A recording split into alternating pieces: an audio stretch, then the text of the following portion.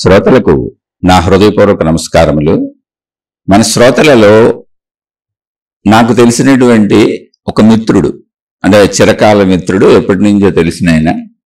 అయితే ఈ మౌన కాలంలో ఎవరితో మాట్లాడట్లేదు కనుక మిత్రుడితో కూడా మాట్లాడట్లేదు.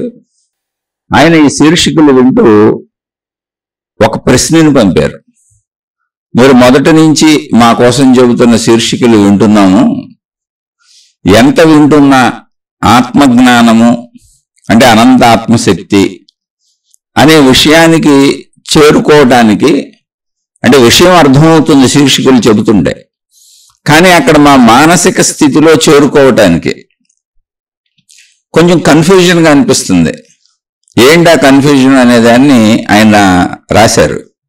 ఏంటంటే ఇప్పుడు అనేక పుణ్యక్షేత్రాలు, మన ఇంట్లో ఏదో ఒక మతంలో ఏదో ఒక దేవుడికి సంబంధించిన విధానం సాగుతూనే ఉంటుంది. ఏదో దేవుడు దేవతో ప్రతి మతానికి సంబంధించి ఆచార సాంప్రదాయాలు సాగుతూ ఉంటాయి. అనేక ప్రార్థనాలయాలు ఉన్నాయి విశ్వవ్యాప్తంగా. అనంత ఆత్మశక్తి అన్నప్పుడేమో అది నిరాకారంగా నిర్గుణంగా ఉంది, సర్వము ఉన్నది, అది ఏకత్వముగా ఉంది. అంటే అనంతము ఏకత్వము అంటే ఏకంగానే ఉంది. విషయం చెబుతున్నప్పుడు అర్థమవుతుంది, కానీ అనుభవానికి అనేటప్పుడు కన్ఫ్యూజన్ వస్తుంది. ఏంటి అంటే మరి అసలు ఇన్ని పుణ్యక్షేత్రాలు ఏంటి, ఈ దేవుళ్ళు ఏంటి, ఈ దేవతలు ఏంటి, ఈ మతాలు ఏంటి, ఈ మార్గాలు ఏంటి, ఇవి కాక మళ్ళీ మీరు మహిమలు లేవు మాయలు లేవు అని చెబుతున్నారు. అది కూడా అర్థమవుతుంది, మీరు చెప్పే విధానం అంతా అర్థమవుతుంది. కానీ అనేక చోట్ల అసలు ప్రజలు మహిమలు ఈ మాయలు ఇవన్నీ ప్రచారం చేస్తూ అసలు దేవీ సంబంధమైన అనేక విషయాలలో ఎక్కువ మంది 190 మంది చెబుతున్నదే వాళ్ళకు జరుగుతున్న అనుభవాలే మహిమలని, అనేక మేము లాభాలు పొందామని, రకరకాలుగా. అసలు చాలా మతాలలో బహిరంగంగా స్టేజీల మీద మహిమలు ప్రదర్శిస్తున్నారు. జబ్బులు తగ్గిస్తున్నామని, అయ్యని ఇయ్యని అనేక మతాల్లో అనేక విధానాలు ఉన్నాయి. లక్షల కోట్ల మంది నమ్ముతూ వెళుతున్నారు. ఇదంతా సమన్వయం. అంటే మీ ఒక్కరి వరకు మీరు చెప్పిన శీర్షికలు వింటున్నప్పుడు చక్కగా అర్థమైనట్టుగా ఉంటుంది. కానీ మళ్ళీ బాహ్య జీవితంలోకి వెళ్ళి మామూలు రొటీన్గా జీవితం జీవించాలి అన్నప్పుడు జీవిస్తున్నాం, ఆత్మజ్ఞానం అర్థమైంది, అనంతాత్మశక్తి అర్థమైంది అని అనిపిస్తుంది. కానీ జీవించేటప్పుడు ఆ మానసిక స్థితి రావట్లేదు, ఆ ధైర్యం రావట్లేదు. ఏది ఆశించకుండా, అంటే ఒక మహిమనో మాయనో, లేదా నా జబ్బు తగ్గించు, నా కష్టం తగ్గించు, నా బాధ తగ్గించు అనేటువంటిది అభ్యర్థించకుండా ఉండలేని స్థితిలో ఉంది మనసు. అసలు ఇదంతా ఏంటి, ఈ స్థితులు ఏంటి, ఇన్ని మతాలు ఏంటి, ఇన్ని మార్గాలు ఏంటి మనిషిలో? ఇప్పుడు ఎప్పటి నుంచో మీరు మొదటి నుంచి కూడా మీరు మాతో పరిచయం ఉండి అనేక సంవత్సరాల నుంచి, అంటే సుమారు 25-30 సంవత్సరాల నుంచి మీతో ఉండి మీరు రెగ్యులర్గా మాకు చెప్పేటువంటి విషయాలు మీ పక్కన ఉన్నప్పుడు మేము భౌతికంగా మీతో కలిసి విన్నాం. అప్పటి నుంచి నమ్ముతూ వస్తున్నాం, అర్థమవుతున్నాయి. తర్వాత మీరు మౌనం పెట్టుకున్నారు ఒక 3.5 సంవత్సరాల క్రితం. అప్పుడు మేము అభ్యర్థించాం, ఏమంటే ఎప్పటి నుంచో మీరు చెబుతున్నాయి మేము వింటూ వస్తున్నాం, గుణమార్పు జరుగుతుంది, మంచిగా బతుకుతున్నాం, హాయిగా చక్కగా ఉంటున్నాం, మా కోసం ఏదో ఒకటి చెప్పండి అంటే మీరు యూట్యూబ్ ద్వారా చెప్పడం మొదలుపెట్టారు. ఇదంతా బాగానే ఉంది, అర్థమవుతుంది ఇప్పుడు కూడా. కానీ ఎందుకని నేను అనంత ఆత్మశక్తిని అనేటువంటి ఆ స్థితిలో ఎందుకు ఉండలేకపోతున్నాను? ఇప్పుడు మీరు ఒక రమణ మహర్షి ఉదాహరణ చెబుతారు, లేదా ఏ షిరిడి సాయిబాబాను, అక్కలకోట మహారాజు, గజానన మహారాజు, అలా ఆ అనంత ఆత్మశక్తిని అని ఎరుకు పొందినటువంటి మహాత్ములు, ఓ రామకృష్ణ పరమహంస, ఇటువంటి వాళ్ళ ఉదాహరణలు చెబుతారు. డబ్బు ముట్టుకోలేదు, కీర్తి ముట్టుకోలేదు, స్త్రీలను ముట్టుకోలేదు, అదే అసలు శరీరాన్ని పట్టించుకోలేదు, గొంతు క్యాన్సర్లు వచ్చినాయి, సర్కోమా వ్యాధితో బాధపడ్డారు రమణ మహర్షి, అనేక ఆపరేషన్లు జరిగినాయి, అసలు తిండి ధ్యాస కూడా లేకుండా గడిపారు, అలానే శరీరంతోనే ఉన్నారు. మరి మేమెందుకు ప్రతిదానికి కంగారు పడిపోతున్నాం? సుమారు 30-35 సంవత్సరాల నుంచి మీరు చెప్పింది వింటూనే ఉన్నాం. మేమెందుకు అన్నిటికీ కంగారు పడిపోతున్నాం? శరీర ధ్యాస ఎందుకు తగ్గట్లేదు? అనంత ఆత్మశక్తే మొత్తం ఈ సృష్టికి కారణభూతమైందని ఎంత బాగా అర్థమైనా ఎందుకు మా మనసులను మేము అదుపు చేసుకోలేకపోతున్నాం? మళ్ళీ భగవంతుడు అన్నప్పుడు మళ్ళీ ప్రార్థించడం, రక్షించమంటాం, కోరుకోమంటాం, మళ్ళీ మొక్కులు మొక్కుకోవటం, ఆచారాలు సాంప్రదాయాలు విధానాలు పద్ధతులు ఇవన్నీ పాటించటం, ఇవన్నీ చేస్తూనే ఉన్నాం అని ఇంకా చాలా విపులంగా రాశారు. వీటిని అన్నింటినీ సమన్వయపరుస్తూ మాకు అర్థమయ్యేలా చెప్పమని అడిగారు. ఇది పూర్వకాలం నుంచి, అంటే పూర్వకాలం అంటే నాకు వెనకటి నుంచి పరిచయం ఉన్నటువంటి ఒక 25-30 ఏళ్ళ నుంచి పరిచయం ఉన్నటువంటి మిత్రులు అడిగిన విషయం. అలాగనక మన ఈ శీర్షికలు వింటున్నటువంటి వాళ్ళు కూడా ఇటువంటి వాటికి సంబంధించి కొన్ని ఉదాహరణలు పెట్టారు. అంటే కొన్ని ప్రశ్నలు అడిగారు. ఏంటంటే, మీరు ఏదైనా చెబుతున్నప్పుడు వింటుంటే ఇప్పుడు మనసు ఏ విషయాన్నైనా ఇమాజిన్ చేసుకుంటుంది, అది మనసులో ముద్రగా పడుతుంది. ఇప్పుడు మీరు చెబుతున్న విషయాలు వింటున్నా, భౌతిక విషయాలు వింటున్నా, మొత్తం మనసుగా తయారవుతుంది. మనసులో దానికి సంబంధించినటువంటి ఊహ ఉంది, ఒక ఇమేజ్ ఉంది, అంటే ఒక బొమ్మ ఉంది మనసులో. ఇప్పుడు ఆత్మ గురించి, అనంతాత్మశక్తి గురించి మీరు ఎన్నో రకాలుగా చెప్పారు. కానీ అన్నీ ఉన్నట్టుగా మనసులో ఆ అనంతాత్మశక్తి అనేటువంటి ఇమేజ్ ఎందుకు కుదరట్లేదు? దాన్ని ఎందుకు ఊహించుకోలేకపోతున్నాం? దాన్ని ఎందుకు భావించుకోలేకపోతున్నాం? ఆ స్థితిని ఎందుకు పొందలేకపోతున్నాం అని కొంతమంది అడిగారు. ఇంకా కొంతమంది మన శీర్షికలు వింటున్న వాళ్ళు, ఇప్పుడు మీరు చెబుతున్న అనంత ఆత్మజ్ఞానం, అంటే అనంత ఆత్మశక్తికి సంబంధించిన ఆత్మజ్ఞానం, ఆధ్యాత్మిక చదువు, ఆ శక్తి అంత అర్థమవుతుంది, చక్కగా అర్థమవుతుంది. మీరు చెబుతున్నప్పటి నుంచి వింటూ ఉన్నాం. కానీ అసలు ఇన్ని మతాలు ఉన్నాయి, ఇన్ని మార్గాలు ఉన్నాయి, ఇన్ని గ్రంథాలు ఉన్నాయి, ఎంతమంది గురువులు ఉన్నారు, ఎప్పటి నుంచో మహాత్ములు అందించిన అద్భుతమైన జ్ఞాన గ్రంథాలు ఉన్నాయి, అన్ని మతాల్లో ఉన్నాయి. అసలు ఈ జ్ఞాన గ్రంథాలు అవసరం లేదా? ఈ ప్రార్థనాలయాలు అవసరం లేదా? అసలు ఈ రీతి రివాజులు, ఆచారాలు, సాంప్రదాయాలు, విధానాలు, పద్ధతులు వీళ్ళు చెప్పినవన్నీ పాటించక్కర్లేదా? డైరెక్ట్గా నేను అనంత ఆత్మశక్తిని అని కూర్చుంటే సరిపోతుందా? ఆ సాధన చేసుకుంటే సరిపోతుందా? ఇవన్నీ అంటే మీరు చెబుతున్నప్పుడు అది చక్కగా అర్థమైంది. ఆ సాధన చేసుకోమంటే అదే చేసుకుంటాను. కానీ అసలు ఇవన్నీ అవసరం లేదా?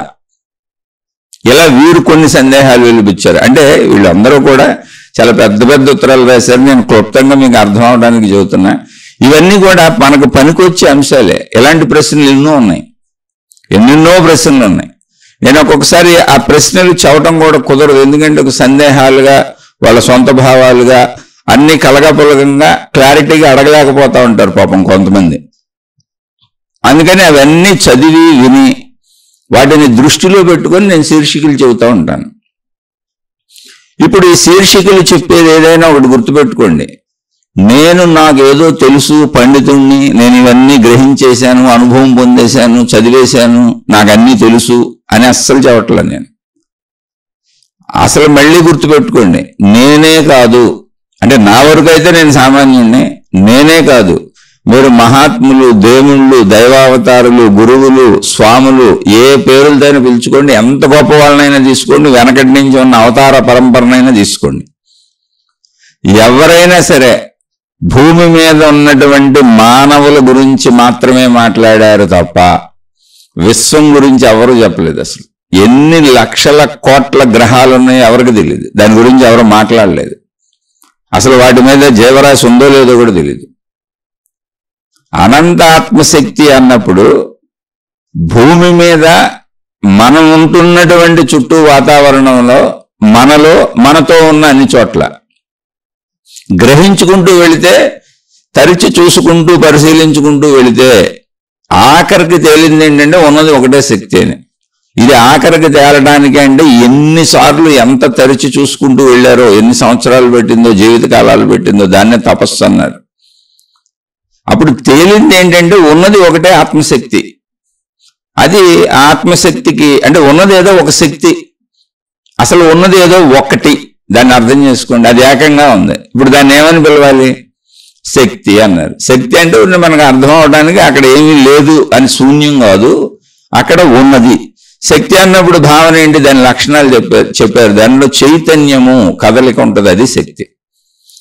ఇప్పుడు చైతన్యం లేదనుకోండి, శవం. అది మనిషి చచ్చిపోతే ఏమంటాం? చనిపోయారంటాం. శవం కదలదు అది. కాబట్టి మొత్తం సృష్టికి ఆధారంగా ఉన్నది ఒక శక్తి. అయితే మళ్ళీ శక్తి అన్నది కూడా పేరే మళ్ళీ చెబుతున్నాను, జాగ్రత్తగా అర్థం చేసుకోండి. మొత్తం సృష్టికి, మనుషులకి, జీవరాశులకి అన్నిటికీ పరిశీలించుకుంటూ వెనక్కి వెళితే ఒక రోజులో అయింది కాదు. జీవితకాల పర్యంతములు తపస్సులు చేశారు, సైంటిస్టులాగా రీసెర్చ్లు చేశారు. పూర్వపు సైంటిస్టులే వీళ్ళు.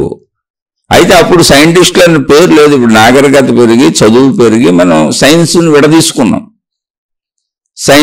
ఆ సైన్స్లో వెళ్ళేవాళ్ళం సైంటిస్టులు అన్నాం, ప్రయోగాలు చేసేవాళ్ళం. సైన్స్ ఏం చెబుతుంది? సైన్స్ అసలు ఏమీ చెప్పదు, కొత్తగా సైన్స్ ఏమీ చెప్పదు. ప్రపంచంలో ఉన్న వాటిలో ఏమేమి ఉన్నాయో చెబుతుంది, అవి అలా ఎందుకు ఉన్నాయో చెబుతుంది, వాటిలో ఉన్న మూలకాలు ఏంటో చెబుతుంది. మొత్తం విశ్వం యొక్క మూలాన్ని పరిశోధించి చెబుతూ ఉంటుంది. అంతే, సైన్స్ కొత్తగా ఏం సృష్టించలేదు, ఉన్నదాన్ని చెప్పుద్ది.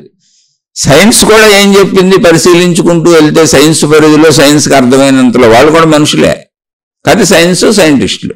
భౌతిక పదార్థాల మీద విస్తృతిగా, భౌతికము అన్నప్పుడు గుర్తుపెట్టుకోండి, వాళ్ళ మీద కాకుండా, మనుషుల మీద కాకుండా, తమ అంతరంగంలో కాకుండా, మనుషులకు సంబంధించిన స్థూల శరీరం మీద, అంటే జబ్బులు వ్యాధులు ఇటువంటి వాటి కోసం, లేదా మనిషికి సంబంధించిన పౌష్టికాహారాల కోసం, అలా లేదా మనిషికి బయట మొత్తం ఉన్నటువంటి అంతరిక్షం కానీ, వాళ్ళకు దొరికినంత భూమి కానీ, పంచభూతాలు కానీ, చెట్లు కానీ, పుట్టలు కానీ, గుట్టలు కానీ, ఏదైనా అన్నింటినీ పరిశోధించుకుంటూ వెళితే సైన్స్కి దొరికింది కూడా ఏంటంటే ఆఖరికి అన్నింటినీ మూలానికి వెళ్ళిపోతే పరిశోధించుకుంటూ ఏదో ఒకటి కారణంగా ఉంది. వాళ్ళు కూడా దానికి శక్తి అని పేరు పెట్టారు, దాన్ని ఇంగ్లీష్లో ఎనర్జీ అన్నారు.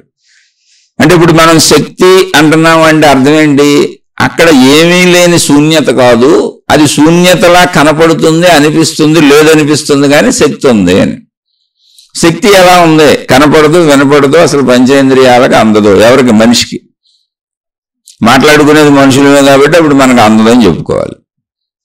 ఇది మొత్తం మనుషుల మధ్య డిస్కషన్, మీరు ఎప్పుడు గుర్తుపెట్టుకోండి. దేవుళ్ళు అంటే కొత్తగా వచ్చారనుకోబాకండి, అంతా మానవ జాతి మాట్లాడుకుంటున్న విషయం ఇది. చెట్లేం వృక్ష జాతి ఏం మాట్లాడుకోవట్లేదు, జంతు జాతి ఏం మాట్లాడుకోవట్లేదు, కొండల గుట్టలు, నదులు, సముద్రాలు ఏం మాట్లాడలేదు, ఎవరు ఏం మాట్లాడలేదు. మానవులుగా అనాదిగా అందిస్తూ, మాట్లాడుతూ, అన్వేషణ చేస్తూ, ఎవరికి తోచింది వాళ్ళు చెప్పుకుంటూ వచ్చారు. మొత్తం ఇది మానవ సమూహానికి సంబంధించింది. అనేక రకాలుగా చెప్పారు, కానీ అనేక రకాలుగా చెప్పినా చిట్ట చివరిలో అందరూ ఏకంలోనే ఉన్నారు. ఏంటంటే ఏదో ఒక మూల శక్తి అయితే ఉన్నది, ఏదో ఒకటి ఉన్నది, దానికి శక్తి అని పేరు పెట్టారు. శక్తి అంటే లేనిది కాదు, చైతన్యవంతమైనది, కానీ కనపడదు ఉన్నట్టుగా. ఇంకా అది ఎలా చెప్పాలి అంటే దాన్ని మనకి ఆధ్యాత్మికతలో పోల్చారు, ఆకాశము వలె అని. ఇంచుమించు సైన్స్లో కూడా దాన్నే చెబుతారు, కొంచెం పేర్లు మార్పు ఉండొచ్చు. డెప్త్గా సైన్స్ పదాలు అవి నాకు తెలియదు కనుక, ఆధ్యాత్మికత కొంత నాకు అర్థమైంది కనుక ఇంకా ఆ పదాలు తెలుసుకోవాలి నేను. అంటే ఆకాశము వలె ఉంది. ఇప్పుడు ఆకాశం అంటే ఏంటి? మనకి ఏం లేదంటున్నాం మనం. ఎందుకని? శక్తికి రూపం లేదు, శబ్దం లేదు, స్పర్శ లేదు, రుచి లేదు, మనం వాసన లేదు, కాబట్టి ఏమీ లేదు అన్నది మన భావన. మనం శరీరంతో 5 రకాలుగానే గ్రహించగలం. ఇలా సృష్టి మొత్తానికి ఆధారంగా తరిచి చూసుకుంటూ వెనక్కి వెళితే ఉన్నది శక్తి. ఆ శక్తిని ఆధ్యాత్మికతలో అన్నప్పుడు ఎక్కడ కనుక్కున్నారంటే తమలో కనుక్కున్నారు. ప్రతి మనిషి తన శరీరంలో కనుక్కున్నాడు ఆ శక్తిని. సైన్స్ అన్నప్పుడు ఎక్కడ కనుక్కున్నారంటే మనిషికి భిన్నంగా భౌతిక వస్తువులలో కనుక్కున్నారు, భౌతిక పదార్థాల్లో కనుక్కున్నారు. ఒకవేళ మనిషిలో చెప్పిన, అంటే మనిషికి సంబంధించిన కణజాలాన్ని, చిన్న మాంసం మొక్కను, చర్మాన్ని తీసుకొని అణువులు విభజించుకుంటూ వెళ్ళిపోయినా మనిషికి సంబంధించిన భౌతిక స్థూల శరీరం గురించి మాట్లాడారు. ఇది సైన్స్ అంటే. అది సైన్స్ మనిషికి బయట ప్రయోగాలు చేసింది స్థూల శరీరంతో సహా. ఆధ్యాత్మికత అసలు మొత్తం భౌతికత్వాన్ని వదిలేసి తన అంతరంగంలో ప్రయోగం చేసింది. అంటే తన స్థూల శరీరాన్ని, మాంస శరీరాన్ని దాటి లోపలికి వెళ్ళిపోయి మనసును దాటి ప్రాణశక్తికి వెళ్ళిపోయింది. ప్రాణశక్తి అని ఎందుకంటున్నాం అంటే మనిషి చనిపోతే ప్రాణం పోయిందని ఒక పేరు పెట్టుకున్నాం కాబట్టి తెలిసిన పదాలే వాడుకుంటున్నాం. కొత్త పదాలు సృష్టిస్తే మళ్ళీ మనుషులు అయోమయం పాలైపోతారు. కాబట్టి అసలు ముందు అర్థం చేసుకోవాల్సింది ఇది. అంటే ఏదో ఒక శక్తి కారణభూతమై ఉన్నది. దీనిని అనాదిగా ఆత్మజ్ఞానము అనే పేరుతో ఆ సంపూర్ణత్వ స్థితిని, ఏకత్వ స్థితిని అనుభూతి చెందిన మహాత్ములు చెప్పారు. ఆత్మజ్ఞానం అది. దానికి ఆత్మ అని పేరు పెట్టారు. దానినే బ్రహ్మము అని కూడా పిలిచారు. అప్పుడు దాన్ని బ్రహ్మజ్ఞానము అన్నారు. జ్ఞానము అంటే దానికి సంబంధించిన చదువు అంతే, తెలియట. ఆత్మజ్ఞానం అంటే ఆత్మను తెలుసుకున్నట్టు సంపూర్ణముగా. దానికి సంబంధించిన విశేషాలు మొత్తం ఉంటాయి ఒక టెక్స్ట్ బుక్లో లాగా. అలా ఎన్నో గ్రంథాలు రచించారు టెక్స్ట్ బుక్లు. ఆత్మజ్ఞాన గ్రంథాలన్నీ ఆత్మకు సంబంధించిన టెక్స్ట్ బుక్లు, ఆ శక్తికి సంబంధించి. బ్రహ్మజ్ఞానం అన్నదే, మోక్షం అన్నదే, ఆత్మసాక్షాత్కారం అన్నదే, సెల్ఫ్ నాలెడ్జ్ అన్నదే, అంటే నాకు సంబంధించిన సెల్ఫ్ ఎంక్వైరీ అన్నదే, అంటే నా అంతర్గతానికి సంబంధించి, మనిషి అంతర్గతానికి సంబంధించి, మనిషికి సంబంధించి ఏం మాట్లాడినదే. లేదు విశ్వానికి సంబంధించి ఆధ్యాత్మికతలో బ్రహ్మజ్ఞానం, ఆత్మశక్తి అని ఏం మాట్లాడినదే. ఒకటే విషయం ఏంటి అంటే అనంత ఆత్మశక్తి. అనంత ఆత్మశక్తి అనేది కూడా పేరే. మళ్ళీ చెబుతున్నా, మనం పేర్లు లేకపోతే భాషలు ఎలా మాట్లాడుకుంటాం? అర్థమయ్యేట్టు మాట్లాడుకోవాలిగా. ఏదో ఒకటి ఉన్నది. మొత్తాన్ని పరిశీలించుకుంటే, అంటే మనుషుల్ని, చెట్లుని, జంతువుల్ని, మొత్తం సృష్టిని పరిశీలించుకుంటూ వెళితే అన్నింటికి మూలంలో ఉన్నది ఒకటే. పైకి వచ్చినప్పుడు అన్ని వేరువేరుగా కనబడుతున్నాయి. అంటే ఇది ఎలా అంటే ఒక విత్తనం ఉంది, విత్తనం ఒకటే, ఒకలానే కనబడుతుంది మనకి. అది దాన్ని భూమిలో పడేసి పాతాం కొంచెం. ఇది అందరికీ అలవాటైన ప్రక్రియ, అందరికీ తెలిసిన ప్రక్రియ. విత్తనంగా అది ఒకటే, మనకు ఒకలానే కనబడుతుంది. నిజంగా అందులో కూడా ఏం లేదు. పని విత్తనాన్ని పట్టుకొని మీరు ఎన్ని రకాల పగలు కొట్టి రకరకాల పరిశోధనలు చేసి సైన్స్లోకి వెళ్ళి సైంటిస్టులు పరిశోధనలు చేసి ఏం చేసినా అందులో మీకేం కనపడదు. విత్తనం అంతా ఒకలానే ఉంటుంది, మీకేం కనపడదు అసలు. మనం చూడండి, ఇప్పుడు విత్తనాలుగా తినేస్తున్నాం. ఇప్పుడు ఆహార ధాన్యాలని మనం ఇప్పుడు రైస్ తింటున్నాం అనుకోండి, ఏంటది? వరి విత్తనాలు తినేస్తుంది. మనం తినడానికి అనుకూలంగా మార్చుకున్నాం. మినపప్పు, కందిపప్పు, పెసరపప్పు అన్ని విత్తనాలే తినేసేది మనం. అయ్యే విత్తనాలు మళ్ళీ వేస్తే మొక్కలు వస్తాయి. అలాగే మనం తినే పళ్ళన్నీ విత్తనాలు అవే అందులోనే ఉన్నాయి, వాటినే తినేస్తున్నాం. మనం తినేన్ని విత్తనాలే, మనం తినడానికి అనువుగా మలుచుకొని తినేస్తున్నాం. వాటినే భూమిలో పాతితే చెట్లు అవుతాయి, మళ్ళీ వాటి నుంచి పళ్ళు వస్తాయి. విత్తనంగా అది ఏకత్వంలోనే కనపడుతుంది. అంటే ఏంటి? మూల దశ. వృక్షాలకి మూలం ఏంటి? విత్తనం. విత్తనం మూలమైనప్పుడు మూల దశలో అది ఎలా కనబడుతుంది? ఏకత్వంగానే కనబడుతుంది, విత్తనంగా కనబడుతుంది, ఒకటే. ఇంకా దాని గురించి 100 మాట్లాడడానికి లేదు అక్కడ అసలు. అదే విత్తనాన్ని తీసుకెళ్లి భూమిలో పాతి దానికి కొంచెం నీళ్లు తగిలేలా చేసి, కొంచెం ఎండ తగిలేలా చేసి, కొంచెం గాలి తగిలేలా చేస్తే అది మొక్క, విత్తనం బద్దలు కొట్టుకొని అందులో నుంచి మొక్క బయటకు వస్తుంది, మొలకెత్తుతుంది. ఆ శక్తి విత్తనానికి ఉంది, ఆ గుణం విత్తనానికి ఉంది, ఆ లక్షణం విత్తనానికి ఉంది, ఆ స్వభావం విత్తనానికి ఉంది. ఇవన్నీ ఒకటే పేర్లు. అయితే మీరు రకరకాలుగా మాట్లాడుకుంటాం కాబట్టి అన్ని పదాలు మీకు అవగాహన కోసం ఉపయోగిస్తున్నాయి. అంటే ఇంతకు ముందు వరకు విత్తనమేది. కానీ ఎప్పుడైతే పంచభూతాల కలయిక జరిగిందో అప్పుడు దానికి ఆ దశలు వచ్చినాయి. మరి ఈ దశలన్నీ పంచభూతాలతో కలవకపోతే దానిలో లేవు, దాంట్లోకి రావు, ఆ మార్పులు జరగవు. మరి చెట్టు అంతా వృక్షం అంతా ఇప్పుడు చెట్టు అంతా విత్తనంలో లేదా? ఉంది. ఎప్పుడుంది? పంచభూతాలతో కలిస్తేనే ఉంది, లేతకు లేదు. అందుకే మీకు విత్తన దశలో కనపడదు. అది సంయోగము చెందాలి. అది ఇప్పుడు స్త్రీ పురుషులు కలవకపోతే బిడ్డలు పుట్టడం అసంభవం, జరగదు. సంయోగము. అలా సృష్టి అంతా సంయోగముతో ఇంకోటి అవుతూ ఉంటుంది.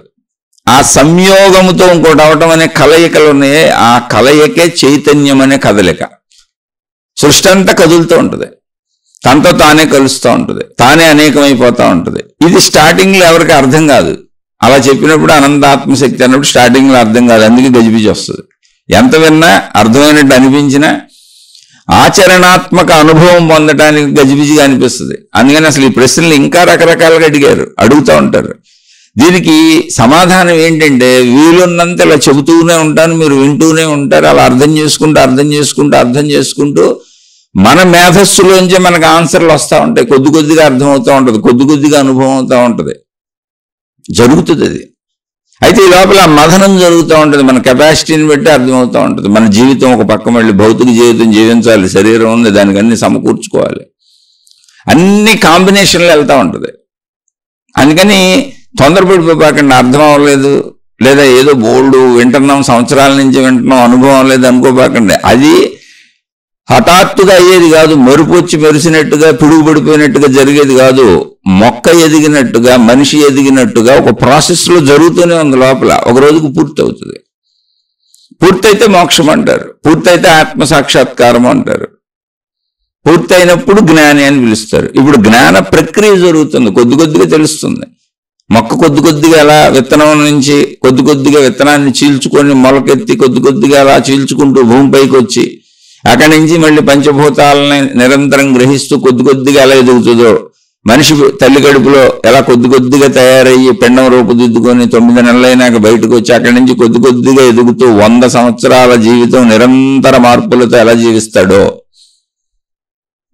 ఇది కూడా ఆధ్యాత్మికత కూడా మోక్షం కూడా ఆ అనంత ఆత్మశక్తి ఎరుక కూడా ప్రాసెస్లో మన లోపల జరుగుతూనే ఉన్నది. అయితే మొత్తంగా నాకు అనుభవం అయింది, నాకు అర్థమైంది, ఇక నాకు దాని గురించి అనుమానం లేదు, దాని గురించి నేను తెలుసుకోవక్కర్లేదు, అది నేను అయిపోయాను అనేది ఎప్పుడు తెలుస్తుందంటే అది 100% పూర్తి అయిపోయినప్పుడు. ఈ లోపల మొక్క ఎదుగుతున్నట్టుగా ఉంది, మనిషి ఎదుగుతున్నట్టుగా ఉంది, ప్రాసెస్లో ఉన్నాం మనం. ప్రాసెస్లో ఉన్నప్పుడు కన్ఫ్యూజన్గా ఉంటుంది, తెలిసిందా తెలియలేదా. తెలిసింది అనిపించినప్పుడు ఏంటో తెలిసి అర్థమైంది. ఎందుకని వివరంగా విపులంగా చెబుతున్నారు కాబట్టి. ఇక్కడ ఇటు స్థూల శరీరాన్ని, అటు సూక్ష్మ శరీరం అని పిలువబడే మనసుని, అలాగే ప్రాణశక్తిగా ఉన్న అనంతాత్మశక్తిని మనలోనే మనం అర్థం చేసుకుంటూ మనకు ఎలా ఉందో మొత్తం సృష్టిలో ఉన్న అన్నిటికీ ఇలాగే ఉంటుంది అనే అనేక ఉదాహరణలతో విపులంగా చెప్పుకుంటున్నప్పుడు అర్థమైనట్టుగా అనిపిస్తున్నదంతా ఎక్కడ అంటే జ్ఞానంలో. జీవించేటప్పుడు నాకు మళ్ళీ మామూలుగా ఇది వదిలేసి మామూలు జీవితం జీవిస్తున్నప్పుడు మనం దేంతో జీవిస్తున్నాం? ఇప్పుడు వినటం అనేది ఎక్కడ జరుగుతుంది? మీరు ప్రశాంతంగా కూర్చున్నారు, అసలు నేను చెప్పడం ఏం చేస్తున్నాను? నేను ప్రశాంతంగా కూర్చున్నా, ఓ మైక్ పెట్టుకొని చెబుతున్నా. ఎంతో రూమ్లో కూర్చొని తలుపులు వేసుకొని ఒక మైక్ పెట్టుకొని చక్కగా కళ్ళు మూసుకొని అలా హాయిగా చెబుతున్నా. ఇప్పుడు నేను చెప్పటం అనే ప్రక్రియకి శరీరాన్ని ఉపయోగిస్తున్నాను తప్ప మొత్తం నా ఊహలో, నా భావనలో, నా జ్ఞానంలోంచి వస్తుంది. శరీరం ఊరుకునే పలుకుతుంది, కానీ ఈ చెప్పబడేదంతా ఎక్కడ ఉంది? జ్ఞానంలోంచి వస్తుంది. జ్ఞానం ఎక్కడుంది? అదే మానసిక స్థితి. తెలుసుకున్నవన్నీ మనసులో ఉంటాయి, మంచైనా చెడైనా మొత్తం మనసులో ఉంటాయి. అంటే ఇప్పుడు నేను మీతో చెబుతున్నాను అన్నప్పుడు, నేను రూమ్లో కూర్చున్నప్పుడు శరీరంతో కేవలం పలుకుతున్నాను తప్ప, అంటే పలికే అవయవాలు శరీరం తప్ప, గొంతు శబ్దం చేయటం తప్ప మెయిన్ పోర్షన్ అంతా జ్ఞానంలోంచి మనసులోంచి వస్తుంది. అందుకే మన ఏవ మనుష్యానాం కారణం బంధమోక్షయో అన్నారు. బంధమునకు కానీ మోక్షమునకు కానీ, బాధకు కానీ ఆనందానికి కానీ, సుఖానికి కానీ సంతోషానికి కానీ, శాంతికి కానీ ముక్తికి కానీ మనసే కారణం. నువ్వు ఏది వింటే అది మనసు అయిపోద్ది. నువ్వు చెడు వింటే చెడు, మంచి వింటే మంచి, దేవుడు అయితే దేవుడు, భక్తి అయితే భక్తి, ఆత్మజ్ఞానం అయితే ఆత్మజ్ఞానం, మహిమలు మాయలు అయితే మహిమలు మాయలు. ఏదైనా నువ్వు విన్నది, నువ్వు ఈ పంచేంద్రియాల శరీరంతో గ్రహించింది ఏదైనా అది మనసు అయిపోద్ది. అందుకని ఆ మనసులో నువ్వేమేస్తావో అదే నిన్ను ఆ వైపు తీసుకెళ్తా ఉంటుంది. అందుకని మంచి చెడులు అనేవి మనసుకు సంబంధం లేదు, నువ్వు పడేస్తున్నావు అంతే. నీ ఇష్టం వచ్చినవన్నీ ఏరా డబ్బాలో పడేస్తున్నావు. ఇంద్రియాల ద్వారా గ్రహించడం అంటే అది మనసు అనే దాంట్లో నింపుతున్నావు అంతే. ఇప్పుడు నేను మాట్లాడుతుంది ఎక్కడి నుంచి? మనసులోంచి. మనసులో ఏముంది? జ్ఞానం ఉంది. జ్ఞానంలో మంచి జ్ఞానం ఉండొచ్చు, చెడ్డ జ్ఞానం ఉండొచ్చు, కానీ అందరికీ జ్ఞానమే ఉంటుంది. ఈ జ్ఞానం సంపూర్ణత్వాన్ని పొందితే, అంటే ఇంకా జ్ఞానంతో అవసరం లేదు, ఇంతకంటే జ్ఞానం మనిషి తెలుసుకోవడానికి ఛాన్స్ లేదు, ఇక మనిషి సంపూర్ణమైన పూర్ణ జ్ఞానాన్ని తెలుసుకున్నాడు అంటే నాకు సంపూర్ణంగా అర్థమైంది, ఇంకా అర్థం అవ్వాల్సింది ఏమీ లేదు అనే స్థితి పొందినప్పుడు అతన్ని జ్ఞాని, మోక్ష పురుషుడు, అంటే మోక్షాన్ని పొందిన వాళ్ళు అన్నారు, స్త్రీలైన పురుషులైన. జ్ఞాని అంటే అది. వాళ్ళని అవధూతలు అన్నారు. అంటే ఒక్కొక్క రకంగా ప్రవర్తించే వాళ్ళని ఒక్కొక్కలా అన్నారు. అవధూతలు అంటే ఏంటి? ఏమి లేదు, వాళ్ళకి నియమాలు, పద్ధతులు, విధానాలు ఏముండవు. బట్టలు వేసుకోవచ్చు, వేసుకోకపోవచ్చు, వాళ్ళ ఇష్టం వచ్చినట్టు తిరగచ్చు, అలా రకరకాలుగా. అంటే ఈ శరీరం నేనుగా అంటే ఎందుకు అలా తిరుగుతారు? పిచ్చితనం అంటే కాదు. అసలు శరీరం నేను కాదు, నేను అనంత ఆత్మశక్తి, నన్ను ఎరుకొచ్చినాక నాకు బట్టలు ఎందుకు అనిపిస్తుంది? దొరికినాయి తీసి అవతలు పారేస్తారు. మళ్ళీ నేను ఈ గోళ్ళు కత్తిరించుకోవడం, నీట్గా తయారవడం, ఇవన్నీ చిన్నప్పటి నుంచి శరీరం నేను అనుకొని చేశాను. ఎందుకు ఈ జుట్టు ఇవన్నీ జడల్లాగా పెంచేసుకుంటారు. అది తప్ప రైట కాదు అసలు. ఎవరి భావన ఆడదు. ఇప్పుడు బతికేటప్పుడు కూడా మనం మామూలు భౌతిక ప్రపంచంలో కూడా అనేక మంది అనేక రకాలుగా ఎవరిష్టం వచ్చినట్టు వాళ్ళు బతుకుతాం. అలాగే జీవన్ముక్త స్థితిని, అంటే ఆ మోక్ష స్థితిని పొందేసి అనంత ఆత్మతత్వ ఎరుకను పొందేసిన వాళ్ళు కూడా ఎవరిష్టం వచ్చినట్టు వాళ్ళు ఉంటారు. ఎందుకని ఉండే విధానం శరీరంతోనేగా, వాళ్ళకు కూడా మనసే ఉంది అక్కడ. ఆ మనసులో ఆత్మకు సంబంధించిన జ్ఞానం ఉంది, బ్రహ్మమునకు సంబంధించిన జ్ఞానం, బ్రహ్మజ్ఞానం ఉంది, ఆత్మజ్ఞానం ఉంది. కానీ జీవన విధానంలో ఎలాగైనా ఉండొచ్చు, జుట్టు పెంచుకోవచ్చు. కొంతమంది అసలు ఎందుకు ఈ అహంకారం, జుట్టు తీసేస్తానంటారు, గుండు కొట్టించుకుంటారు. కొంతమంది అసలు బట్టలు వేసుకోరు. కొంతమంది బట్టలు వేసుకుంటే ఏం పోయింది, అందులో వచ్చిన నష్టమే ఉందని వేసుకుంటారు. అందుకని వీటిని తర్క వితర్కాలతో లేదు. ఎందుకని ఆ స్థితిని పొందినాక కూడా మనకు మనసే ఉంది. ఆ మనసులో ఏముంది? బ్రహ్మజ్ఞానం ఉంది, ఆత్మజ్ఞానం ఉంది. శరీరం ఉన్నంత వరకు మనసు ఉంటుంది. శరీరం ఉన్నంత వరకు మనసు ఉంటుంది. నేను అనంత ఆత్మశక్తినన్న ఎరుకను పొందినా, ఆత్మానుభవం అయినా, ఆత్మసాక్షాత్కారం అయినా, శరీరం ఉన్నంత వరకు మనసే ఉండాలి. ఎందుకంటే శరీరాన్ని నడిపేది మనసే. లేకపోతే నాకు కాళ్ళు ఉన్నాయి, నాకు చేతులు ఉన్నాయి, నాకు కళ్ళు ఉన్నాయి, నేను ఇలా నడవాలి, ఇలా మలమూత్ర విసర్జనలు చేయాలి, ఇలా ఆహారం తినాలి, అది కూడా తెలియదు. మనసు లేకపోతే మీకు అది కూడా తెలియదు. మనసు వలనే ఇది తెలుస్తుంది. కాబట్టి అప్పుడు మనసు ఉంటుంది. కానీ అది బంధ మనస్సు కాదు, జ్ఞాన మనస్సు అంతే. దానికి పేరు ఆత్మజ్ఞానము, బ్రహ్మం అనే పేర్లు, బ్రహ్మజ్ఞానం ఉన్న పేర్లు అంతే. జ్ఞానం అనేది కూడా ఏమి లేదు. జ్ఞానం అంటే తెలియుట, జ్ఞాన మనసు అంటే తెలిసిన మనసు అంతే. సంపూర్ణంగా అన్నీ తెలిసిన మనసు అంతే. ఇది ఎంత విన్నా మనలాంటి వాళ్ళకి, ఇప్పుడు నేను మీకు చెబుతున్నాను, నేను ఎక్కడ చెప్పాను మీకు, జ్ఞానములో ఎక్కువ ఉన్నాను. శరీరంతో అసలు నాకు ఇప్పుడు శరీరంతో మాట్లాడుతున్నాను తప్ప శరీరంతో పనే లేదు. ఊరినే మాట్లాడుతున్నాను అంతే. నేను జ్ఞానంలోంచి చెబుతున్నాను. జ్ఞానం ఎక్కడుంది? మనసులో ఉంది. మనసులో ఉందంటే జ్ఞానమే. అది చెడ్డదా మంచిదా వేరియేషన్ లేదు. ఆ మనసులోంచి చెబుతున్నాను. ఇప్పుడు మీరు వింటున్నారు. మీరు వింటున్నప్పుడు చూడండి, మీరు కూడా శరీరంలో లేరు, చెవులతో వింటున్నారు అంతే. మెయిన్ పోర్షన్ ఎక్కడ ఉన్నారు? మీరు వినదంతా ఎక్కడికి వెళ్తుంది? అర్థమైంది అన్న భావన ఎక్కడ కలుగుతుంది? మనసులో కలుగుతుంది, జ్ఞానంలో కలుగుతుంది. అర్థమైంది. అర్థం కాకపోతే సందేహం వస్తే ప్రశ్నిస్తారు. ఏదైనా ఈ ప్రాసెస్ జరుగుతున్నంతసేపు మీరు 99% జ్ఞానంలో మనసులో ఉంటారు. నేను కానీ మీరు కానీ. మీరేదో టీవీలు చూస్తూ పనులు చేసుకుంటూ ఉంటే నాకు తెలీదు. నేనైతే ఒక రూమ్లో కూర్చొని తలుపులు వేసేసుకొని, ఎందుకంటే రికార్డింగ్లో వేరే సౌండ్లు కూడా రాకూడదుగా, అవి రికార్డ్ అయిపోతాయి. అందుకని చక్కగా ఒక్కడనే కూర్చొని కళ్ళు మూసుకొని, ఎందుకంటే కళ్ళు తెరిచి నాకు పనే ఉంది, మూసేసిన తలుపుల్లో కూర్చొని ఉన్నా. మీరు అడిగిన ప్రశ్నకి నా అంతరంగంలోంచి పుడుతున్నాయి చెబుతా ఉంటాను అంతే. అంతే జస్ట్. అందుకే అసలు ఒక్కోసారి నేను ఎంతసేపు చెప్పానో కూడా నాకు తెలియదు. ఎందుకని అంటే అది పూర్తి అవ్వాలిగా, పూర్తి అయిందని నాకు అనిపించాలి. అందుకని ఒక్కోసారి అది అరగంటలు అయిపోవచ్చు, గంటలు అయిపోవచ్చు, 2 గంటలు పట్టవచ్చు, గంటన్నర పట్టవచ్చు. అది పూర్తి అయినాక ఎప్పుడో లాస్ట్లో ఇది మళ్ళీ అప్లోడ్ చేసినప్పుడు చూస్తాను, అక్కడ టైము ఇంతని టైం వస్తుంది. అప్లోడ్ చేసినాక ఓహో ఇంత టైం వెళ్ళిందా అనుకుంటాను అంతే. ఎందుకంటే పూర్తి అయిందని నాకు అనిపించే వరకు చెబుతూ ఉంటాను. చాలా మంది సూక్ష్మంలో మోక్షంగా చెప్పేమని అడుగుతూ ఉంటారు.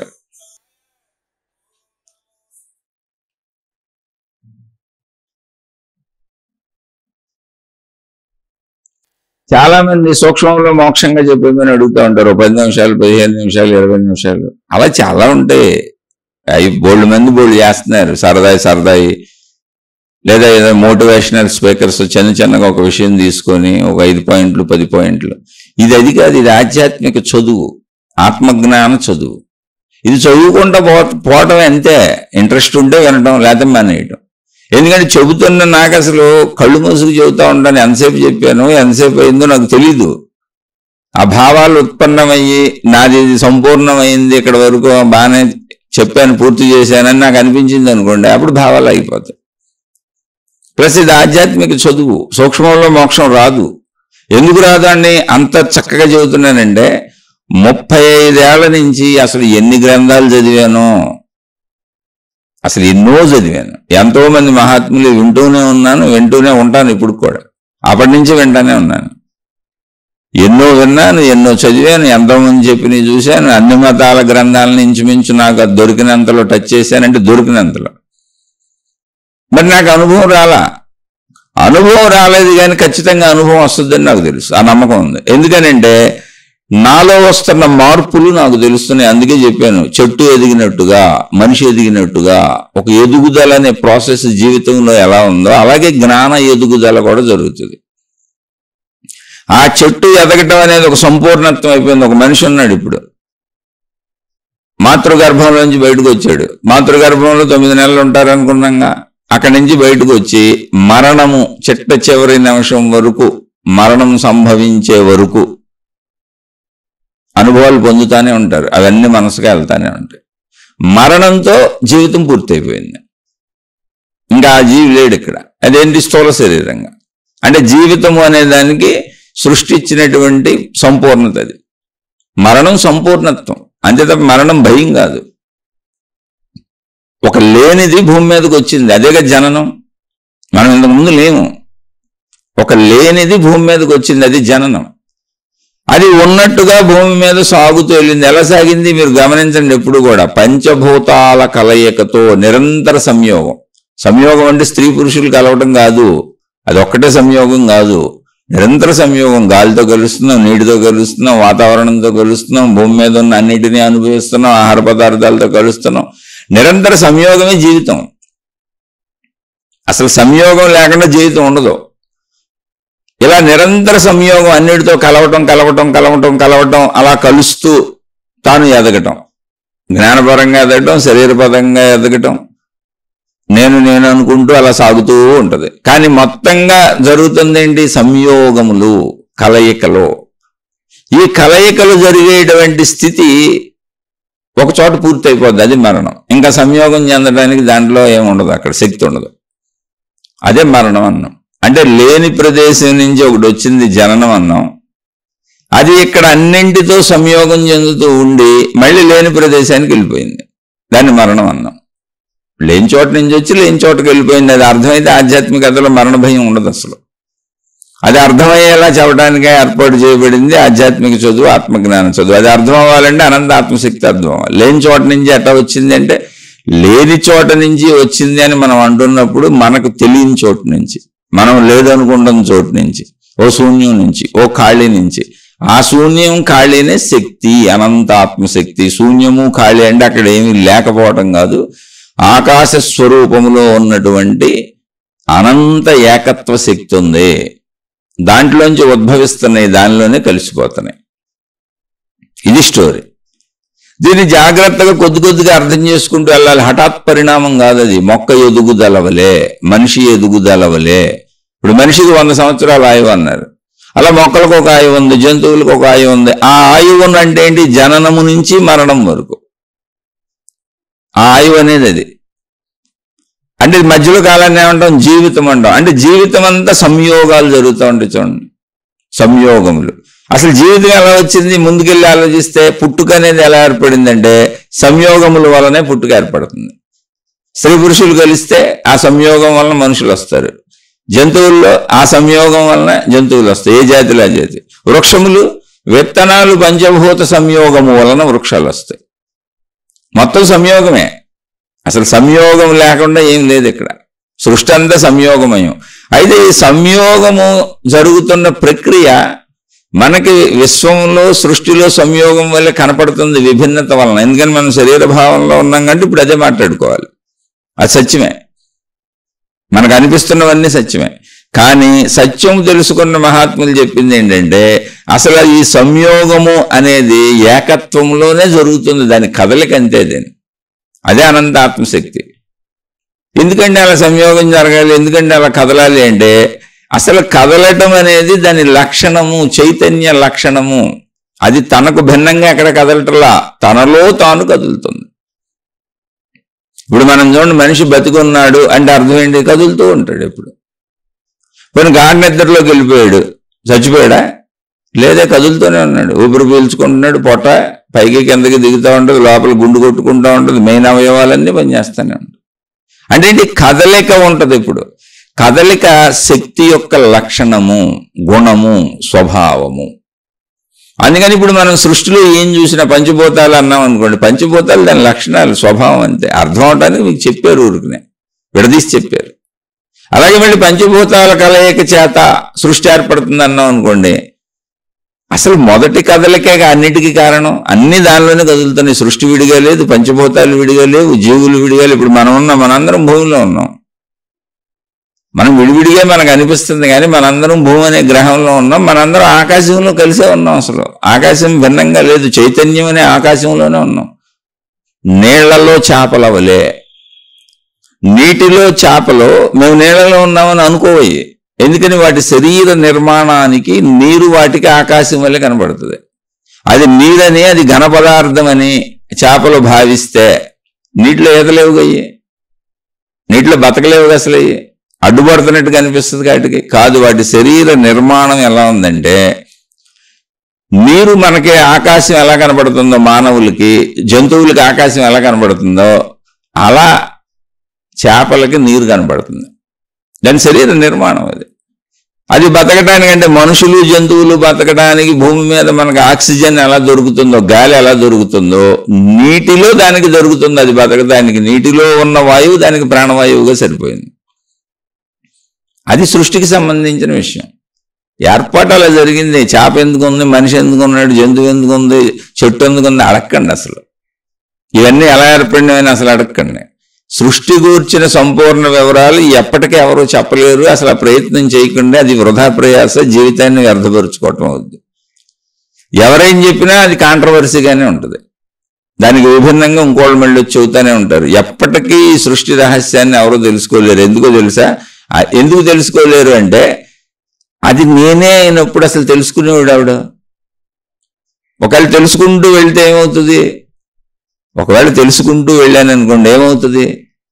తెలుసుకుంటూ వెళ్ళిపోయి అందులో కలిసిపోతాను, అది నేనైపోద్ది. అప్పుడు నా గురించి నాకెడ తెలుస్తుంది? ఇప్పుడు మన గురించి మనకు ఎలా తెలుస్తుందో తెలుసా? శరీరం వేరు, మనసు వేరు, ప్రాణశక్తి వేరు, మూడు కలుపుకొని నేను అనుకుంటున్నాను. అందుకని నాకు అని తెలుస్తుంది. నేను తింటున్న రుచి తెలుస్తుంది. రుచి దేనికి తెలిసింది? నాలికి తెలిసింది. నాలిక రుచి ఎందుకు తెలిసింది?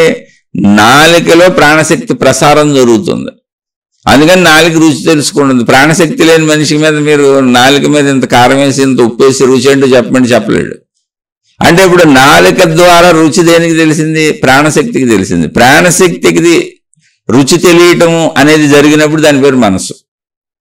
అలా సృష్టి ఏర్పడింది. అది ఎందుకనే దాన్ని ఎవరూ చెప్పలేరు. ఇప్పుడు నువ్వు పరిశీలించుకుంటూ అసలు ఈ శరీరం ఏంటి, నాకు రుచులు ఎట్లా తెలుస్తున్నాయి, నాకు ఇంద్రియ కోరికలు ఎలా, సుఖాలు ఎలా తెలుస్తున్నాయి, అసలు నేనని నాకు ఎలా అనిపిస్తుంది అని తవ్వుకుంటూ పరిశీలించుకుంటూ వెళ్ళిపోతే నీలో నువ్వు కలిసిపోతావు. నీలో నువ్వు కలిసిపోయినాక నీకు తెలియటం ఉండదు. అది ప్రాబ్లం అక్కడ. అందుకే అనంత ఆత్మానుభవాల్లోకి వెళ్ళిన వాడు కలిసిపోతాడు తప్ప తెలియటం ఉండదు. నేనన్న భావన కూడా ఎగిరిపోద్ది. ఇది ఏమన్నా పెద్ద గొప్ప విషయమా అంటే కానే కాదు. రోజు నిద్రలో జరిగేది అదే. చాలా చక్కగా తేలికైన విషయం, చాలా చిన్న విషయం. కానీ శరీరపరంగా జీవించే జీవుడు దాన్ని అనుభవంగా పొందడం, చాలా మెలకువలో అనుభవంగా పొందడం చాలా కష్టమైన విషయం, చాలా పెద్ద విషయం. ఎందుకని? అది అనుభవం కాదు. మనం ఇక్కడ గుర్తించాల్సింది ఏంటంటే అసలు అది అనుభవమే కాదు. అనుభవం నువ్వు అందులో కలిసిపోతావు తప్ప అనుభవం కాదు. ఎందుకని? అనుభవం ఇంద్రియాలకు అవుతుంది, అనుభవం శరీరానికి అవుతుంది. ఇక్కడ శరీరం అనేది ఉండటం వలన, మనసు అనేది దాన్ని గ్రహించటం వలన, మనసుగా శరీరంగా ప్రాణశక్తి ఉపయోగపడటం వలన అనుభవాలు తెలుస్తున్నాయి. నేనన్న భావన వస్తుంది. ప్రాణశక్తిలోకి వెళ్ళిపోతే నేనన్న భావన ఉండదు, అసలు అనుభవం కూడా ఉండదు. మీకు నిద్రలో అందుకే అనుభవం ఉండదు, నేనన్న భావన ఉండదు. అప్పుడు ఎక్కడికి వెళ్ళాం? ప్రాణశక్తిలోకి వెళ్ళిపోయాం. అందుకని ఎన్ని విన్నా నేను ఎందుకు పొందలేకపోతున్నాను, నాకు ఎందుకు ఇది రావట్లేదు, నేను ఏంటి అంటే అది గజిబిజి గందరగోళంగా మనం అంటే సగం స్థితిలో ఉండి పూర్తి స్థితిని ఊహించుకుంటూ, లేదా మహనీయులు మహాత్ములు యొక్క చరిత్రలో చదువుకుంటున్నప్పుడు వాళ్ళ గొప్పతనాలు చెప్పుకుంటూ, లేదా మహిమలు మాయలు చూసుకుంటూ నేను అలా ఉండలేకపోతున్నానేమో అనుకుంటున్నాం తప్ప మనం ప్రయాణంలో ఉన్నాం. ఒక మొక్క ఎదుగుతుంది అంతే, ఇంకా సంపూర్ణమైన జీవితం అవ్వాలి. సంపూర్ణ జీవితం ఎప్పుడు? మరణంతో. ఎదుగుతున్నంతసేపు జీవితమే, జీవిస్తున్నంతసేపు సంయోగాలే. మనకు జ్ఞాన సంయోగం జరుగుతూనే ఉంది, జ్ఞాన ఎదుగుదల వల్ల జరుగుతూనే ఉంది. అది పూర్తయినప్పుడు నీకు తెలుస్తుంది, నాకు తెలిసింది అని. అయితే తెలిసింది అన్నప్పుడు ఎలా ఉంటుంది? ఏకత్వానుభూతి ఉంటుంది, విభేదం ఉండదు. గాఢ నిద్రా స్థితిలోనేమో స్పృహ లేని, ఎరుక లేని అనంతాత్మస్థితిని పొందాం. కానీ అక్కడ నాకు స్పృహ లేదు, ఎరుక లేదు, నేను పొందానని కూడా తెలియదు. ఇక్కడ సాధనతో స్పృహతో ఎరుకతో పొందుతాం, కానీ ఆ స్థితి అర్థమవుతుంది, ఇలా ఉందని తెలుస్తుంది, ఏకత్వానుభూతిగా ఉంటుంది తప్ప దాని గురించి అవటానికి ఉండదు, అందులో అనుభవం ఉండదు. ఏ అనుభవాలు లేని స్థితిగా తెలుస్తుంది. అందుకే దాన్ని ఖాళీగా శూన్యంగా భావించుకుంటాం. అదే ఆకాశ స్థితి. అందుకని దానికి శక్తి అని పేరు పెట్టాల్సి వచ్చింది. శూన్యము ఖాళీ అంటే ఏమీ లేదు అనుకుంటారని దానికి శక్తి అని పేరు పెట్టారు. మళ్ళీ ఆ శక్తి అంటే మీరు రకరకాల శక్తులు ఊహించుకుంటారని ఆత్మశక్తి అన్నారు, లేదా బ్రహ్మము అన్నారు, రకరకాలుగా దాన్ని అర్థమయ్యేలా ప్రయత్నించారు.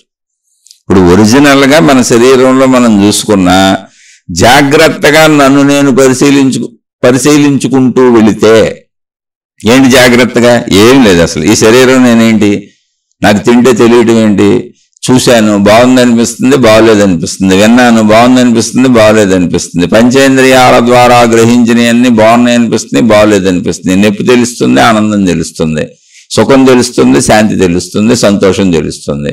అసలు ఇదేంటని నన్ను నేను తరుచుకొని చూసుకుంటూ నా లోపలికి వెళ్ళిపోతే,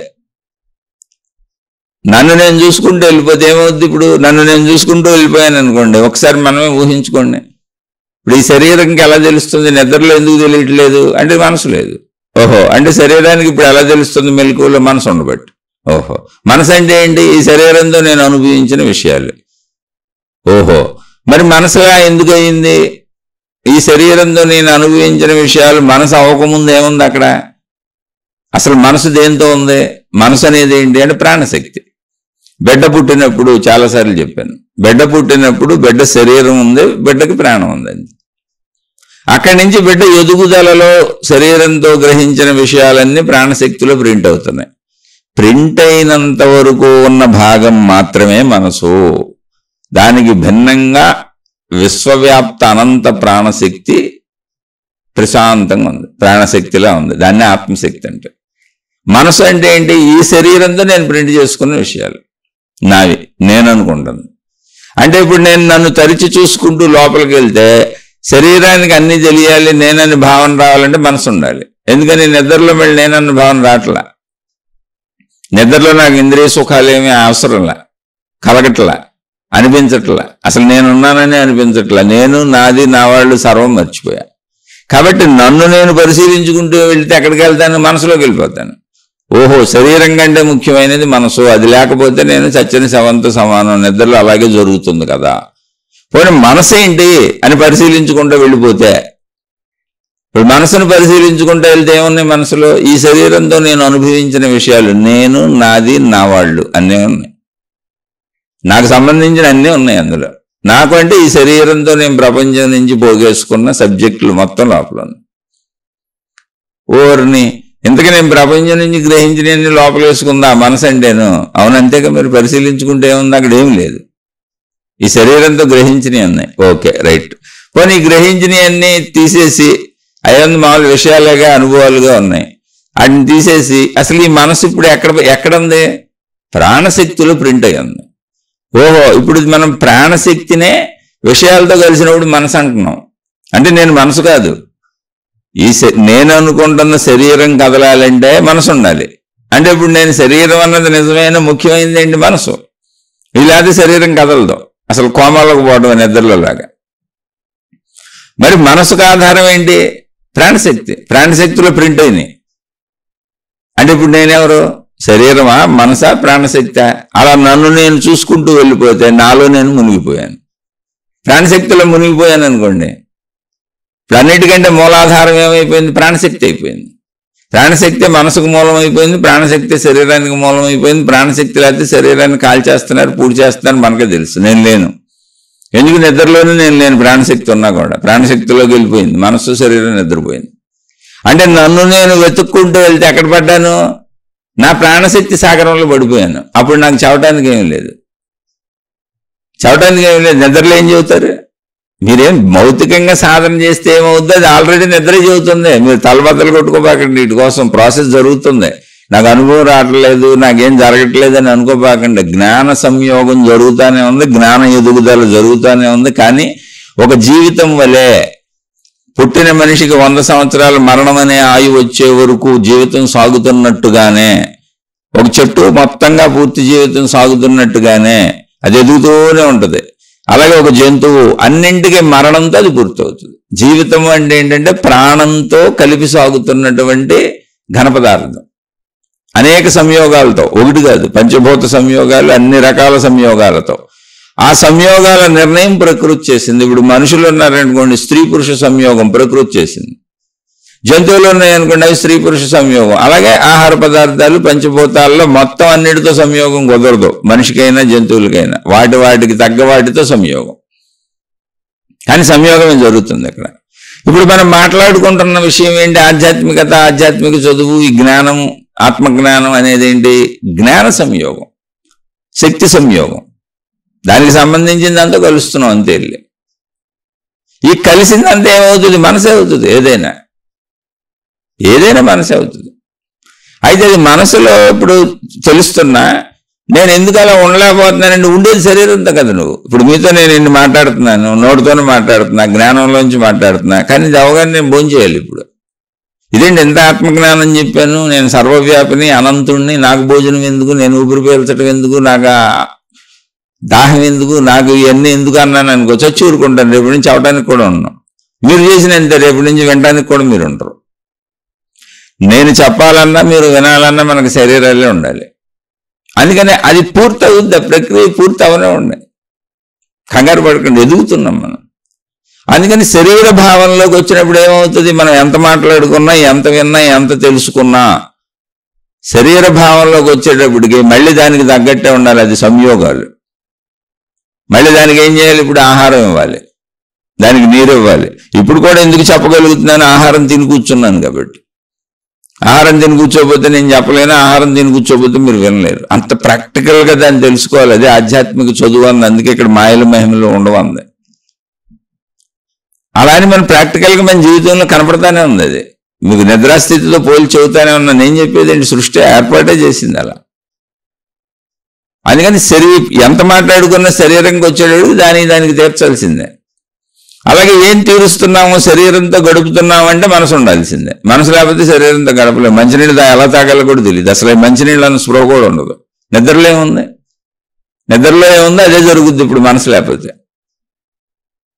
కాబట్టి శరీరము, మనస్సులు మనం ఎంత మాట్లాడుకున్నా, ఎన్ని చేసినా, ఆత్మజ్ఞానం అన్నా, ఆత్మస్థితి అన్నా, మీరు ధ్యానం చేసినా, మీరు తపస్సు చేసినా, ఆ కాసేపు అలా ఆ భావనలో ఉండే ప్రయత్నమే తప్ప అది సంపూర్ణమైనటువంటి స్థితికి చేరడానికి లోపల ఎదుగుదల సాగుతూనే ఉంటుంది.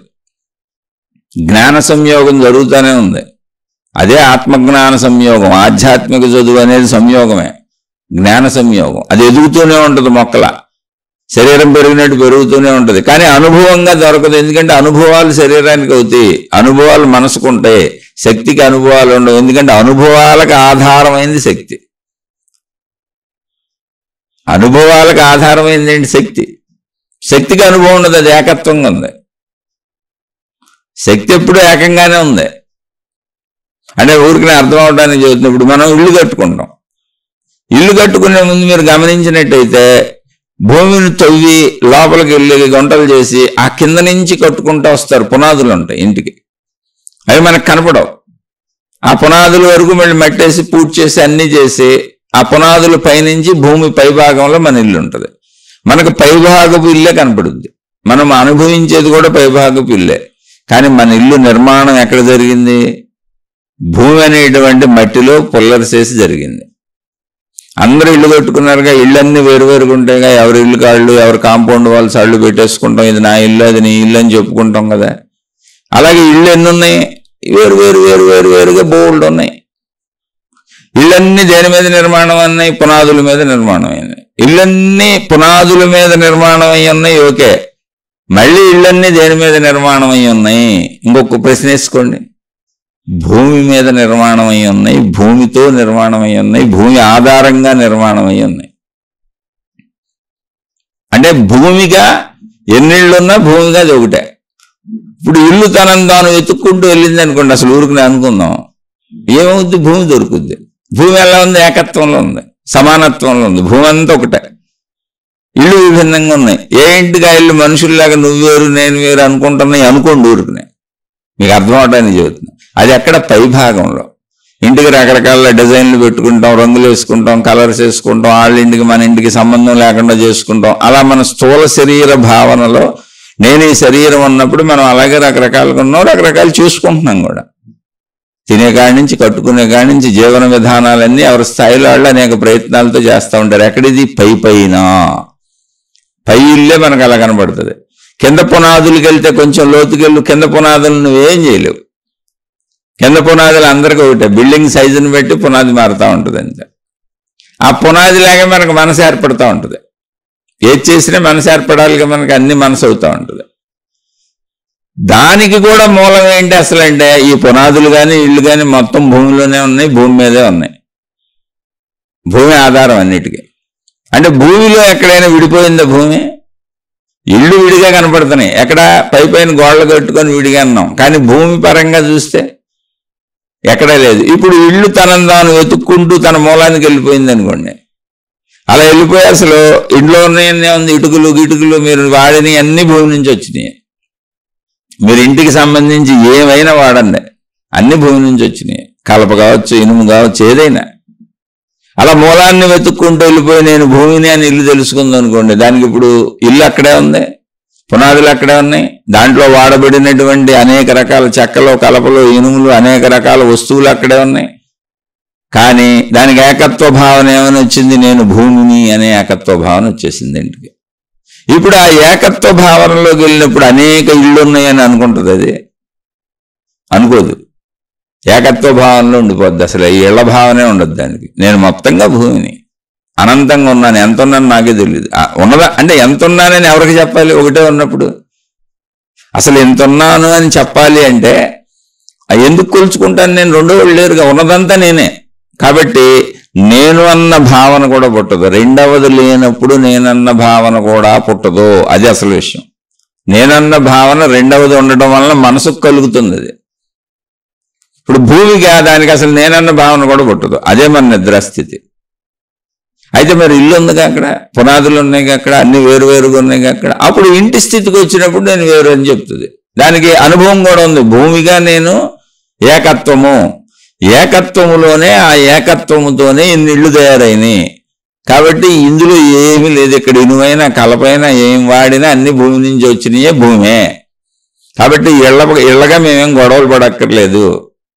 ఇళ్ళన్నీ ఒకటే, ఇళ్లలో ఉన్న వస్తువుల తయారీ విధానం అంతా ఒకటే, డిజైన్లు రకరకాలు వేసుకొని ఉండొచ్చు, అందులో పెద్ద విశేషం ఏం లేదు, మొత్తం భూమే. అందుకే అలా అర్థమైనప్పుడు సర్వం ఆత్మమయం జగత్ అన్నారు, సర్వం కల్విదం బ్రహ్మ అన్నారు. ఉన్నదంతా బ్రహ్మమయమే అన్నారు. మొత్తం బ్రహ్మతత్వమే ఉందన్నారు. బ్రహ్మం అంటే శక్తి అంతే, పేర్లే. ఆత్మ అన్నది శక్తి. అలా ఒక మనిషిగా మనం స్థితుల్లో ఉన్నాం. ఇప్పుడు ఇంటి స్థితిలో ఉందేంటి? మన ఇల్లు ఏంటి? మన స్థూల శరీరం. ఇంటికి పునాదులు తవ్వుకొని దానికి అనేక వస్తువులు ఉపయోగించాం. అదేంటి? అదంతా మన మనసు అనుకోండి. అంటే మనం ఈ శరీరంతో పోగేసుకున్న అనుభవాలన్నీ మనసు. ఇప్పుడు పునాదులు లేకపోయినా, ఆ ఇనుము, ఆ వస్తువులు లేకపోయినా ఇల్లు ఎలా ఉంటుంది? ఉండదుగా. ఇల్లు అసలు తయారవదుగా. కాబట్టి మనసు లేకపోతే శరీరం అనేది ఉండదు. అదేం చేయలేదు, అదేం కదలే. అంటే మనం జీవం మీకు ఊరుకుని పోల్చి చెప్పాను అక్కడ, అంతే. కాబట్టి నేను శరీరంతో నేనన్న భావన అసలు నాకు ఉండాలంటే ముందు మనసు ఉండాలి. అందుకనే మనకు నిద్రలో ఆఖరికి నిద్రపోయేది మనసు, ముందు నిద్ర లేచేది మనసు. శరీరం పడుకున్న తర్వాత చాలాసేపటికి నిద్రపోద్ది మనసు. ఎందుకని? ఇంకా కదులుతూనే ఉంటుంది. ఎందుకని? అది ముందే నిద్రపోతే శరీరం మెలకువలో ఉండగా నిద్రపోయింది అనుకోండి, మనకు స్పృహ పోద్ది. ఏం తెలియదు, నేనెవరో కూడా తెలియదు, పిచ్చోళ్ళం అయిపోతుంది. అందుకని పూర్తిగా శరీరం నిద్రపోయే వరకు అది కదులుతూనే ఉంటుంది. నువ్వు నిద్రపోను, కంగారు పడబాక, లేకపోతే పిచ్చిదాని అయిపోతావు, శరీరం నీకేమీ అర్థమై సావదని అది నిదానంగా పడుకున్నాక ఇప్పుడు శరీరం అలా మగత నిద్రలోకి వెళ్ళినాక శరీరం ఇక నిద్రపోయిందని తెలుసుకున్న తర్వాత కూడా అది కాసేపు సంచరిస్తుంది. ఎందుకని? గాఢంగా శరీరం నిద్రలోకి వెళ్ళాలి, అది శరీర రక్షణ కోసం. అది సంచరిస్తున్నప్పుడు మనకు అనిపించే భావాలే కలలో స్వప్నావస్థది, కలలు అంటాం. అలా సంచరించి అది కూడా నిద్రపోద్ది. అది బాగా రూఢిపరుచుకుంటుంది. ఎందుకని? జాగ్రత్త చూడండి, కలలు అనే స్వప్నావస్థ ఎందుకో తెలుసా? నేను కదిపితే శరీరం కదులుద్దా కదలదా అని కదిపి చూస్తుంది అది, శరీరం నిద్రపోయిందా లేదా అని. ఎందుకని? శరీరం నిద్రపోకుండా ఒకవేళ నేను నిద్రపోయాను చచ్చినట్టు ఇప్పుడు శరీరానికి పిచ్చెక్కిపోద్ది, శరీరానికి నేనెవరో తెలియదు. అందుకని స్వప్నావస్థలో కాసేపు గడిపి శరీరం కదలటం లేదని నాకు అర్థమవుద్ది. ఓహో, శరీరం బాగా నిద్రపోయింది, నేను ఎంత కదులుతున్నా, నేను ఎంత కదుపుతున్నా, నేను భావం దానికి రావట్లా, అది కదలటల్లా అని ఓహో శరీరం నిద్రపోయిందండి, దాన్నే మనం స్వప్నావస్థ అంటాం. అసలు స్వప్నావస్థ మనం మోసం చేయడానికి పెట్టబడిన వ్యవస్థ కాదు, శరీరం దెబ్బతినకుండా సృష్టి చేసిన ఏర్పాటు. ఆ స్వప్నావస్థ కాసేపు గడుస్తుంది, గడిచినాక మనసుకు అర్థమవుద్ది, అర్థమై శరీరం చక్కగా నిద్రపోయింది, ఇప్పుడు దానికి నేనన్న భావన లేదు, కాసేపు నేను కూడా నిద్రపోతాను అని అది తన స్వస్వరూపమైన ప్రాణశక్తిలో లీనమైపోద్ది, అది కూడా నిద్రపోద్ది. అప్పటి వరకు కళ్ళు వస్తాయి. తర్వాత ఏమవుతుంది దానికి తెలుసు, శరీరం ఒకవేళ ముందు లేచి మనసు లేవలేదు అనుకోండి, అయోమయం అయిపోతాం. మీరు చూడండి, హఠాత్తుగా ఒక్కొక్కసారి నిద్రలో మెలకు వస్తూ ఉంటుంది, పెద్ద పెద్ద మోతలైనప్పుడు, పెద్ద సంఘటనలప్పుడు హఠాత్తుగా లేపిన ఒక చిన్న సెకండ్ పాటు నేనెవరో నాకు తెలియని అయోమయంగా అయిపోతుంటారు. చిన్నపిల్లలు అయితే చాలాసార్లు అవుతూ ఉంటారు, గందరగోళం పడిపోతుంటారు అర్ధరాత్రులు. కొంతమంది కళల్లోనే మెలకువలు వస్తూ ఉంటాయి. సరే అది వదిలేండి, పక్కన పెట్టేయండి. ఒకవేళ ముందు శరీరం మేల్కొని మనసు మేల్కోపోతే శరీరం అయోమయం అయిపోద్ది, తన ఎంటిటీ తనకు తెలియదు, ఒక శూన్యస్థితిని ఎదుర్కోవాల్సి వస్తుంది. ఆ శూన్యస్థితిని శరీరం ఎదుర్కోలేదు, అందుకని మనసు ముందు లెగుస్తుంది. ఇదంతా తనను తాను రక్షించుకునే వ్యవస్థ, ఏక వ్యవస్థే కదండి, శక్తి వ్యవస్థ. ఇది మనసు వేరు, శరీరం వేరు, ఆత్మశక్తి వేరు కాదు కదా. అలాగే సృష్టి వేరు, ఆత్మశక్తి వేరు కాదు కదా. అందుకే ఏకత్వం అని, అది ఏకత్వము కాబట్టి అన్నింటినీ రక్షించుకుంటుంది, అది ప్రాసెస్ జరుగుతుంది అది అలా. అందుకని ముందు శరీరం లెగుస్తుంది, మళ్ళీ మెలకువలో ముందు శరీరం లేచి మీరు గమనిస్తే మళ్ళీ అప్పుడు కూడా స్వప్నావస్థ కాసేపు సాగుద్ది, అది కదులుతూ కదులుతూ కదులుతూ ఉంటుంది. అందుకని తెల్లారుజామున కళ్ళు వచ్చినాయి అంటాం. అలా లెగుస్తూ అది కదులుతూ నేను అనే శరీర భావన వస్తుంది. మీరు లేచిన ఎవరైనా చూసుకోండి, మనం కళ్ళు మూసుకొని ఉంటాం, దుప్పట్లు ముసుగులు వేసుకొని ఉంటాం, ఎలా పడుకుంటే అలా. కానీ లోపల నేను అని ముందు మనకు అనిపిస్తుంది. చూడండి, కళ్ళు తెరవని కూడా తెరవం. ఆ నేను గాఢమైనాక లేస్తాం మనం. అది శరీరంతో బాగా అతుక్కుపోయి నేను గాఢమయ్యి విషయాలు గుర్తొచ్చి ఇంక పొద్దున్నే చేయాల్సిన పనులు రాత్రి ఆపేసి ఈ చేద్దాం అనుకున్నాం, అవి చేద్దాం అనుకున్నాం, ఏదో ఒకటి సంథింగ్ అది గుర్తొచ్చి లేస్తాం. ఇంకా అక్కడి నుంచి శరీర ప్రక్రియలోకి వచ్చేస్తాం. కాలకృత్యాలు, శరీర శుభ్రతలు ఇవన్నీ మళ్ళీ పొద్దున్నే తప్పదు. విసర్జన ప్రక్రియ, శరీర శుభ్రత ప్రక్రియ, ఇదంతా జరుగుతుంది.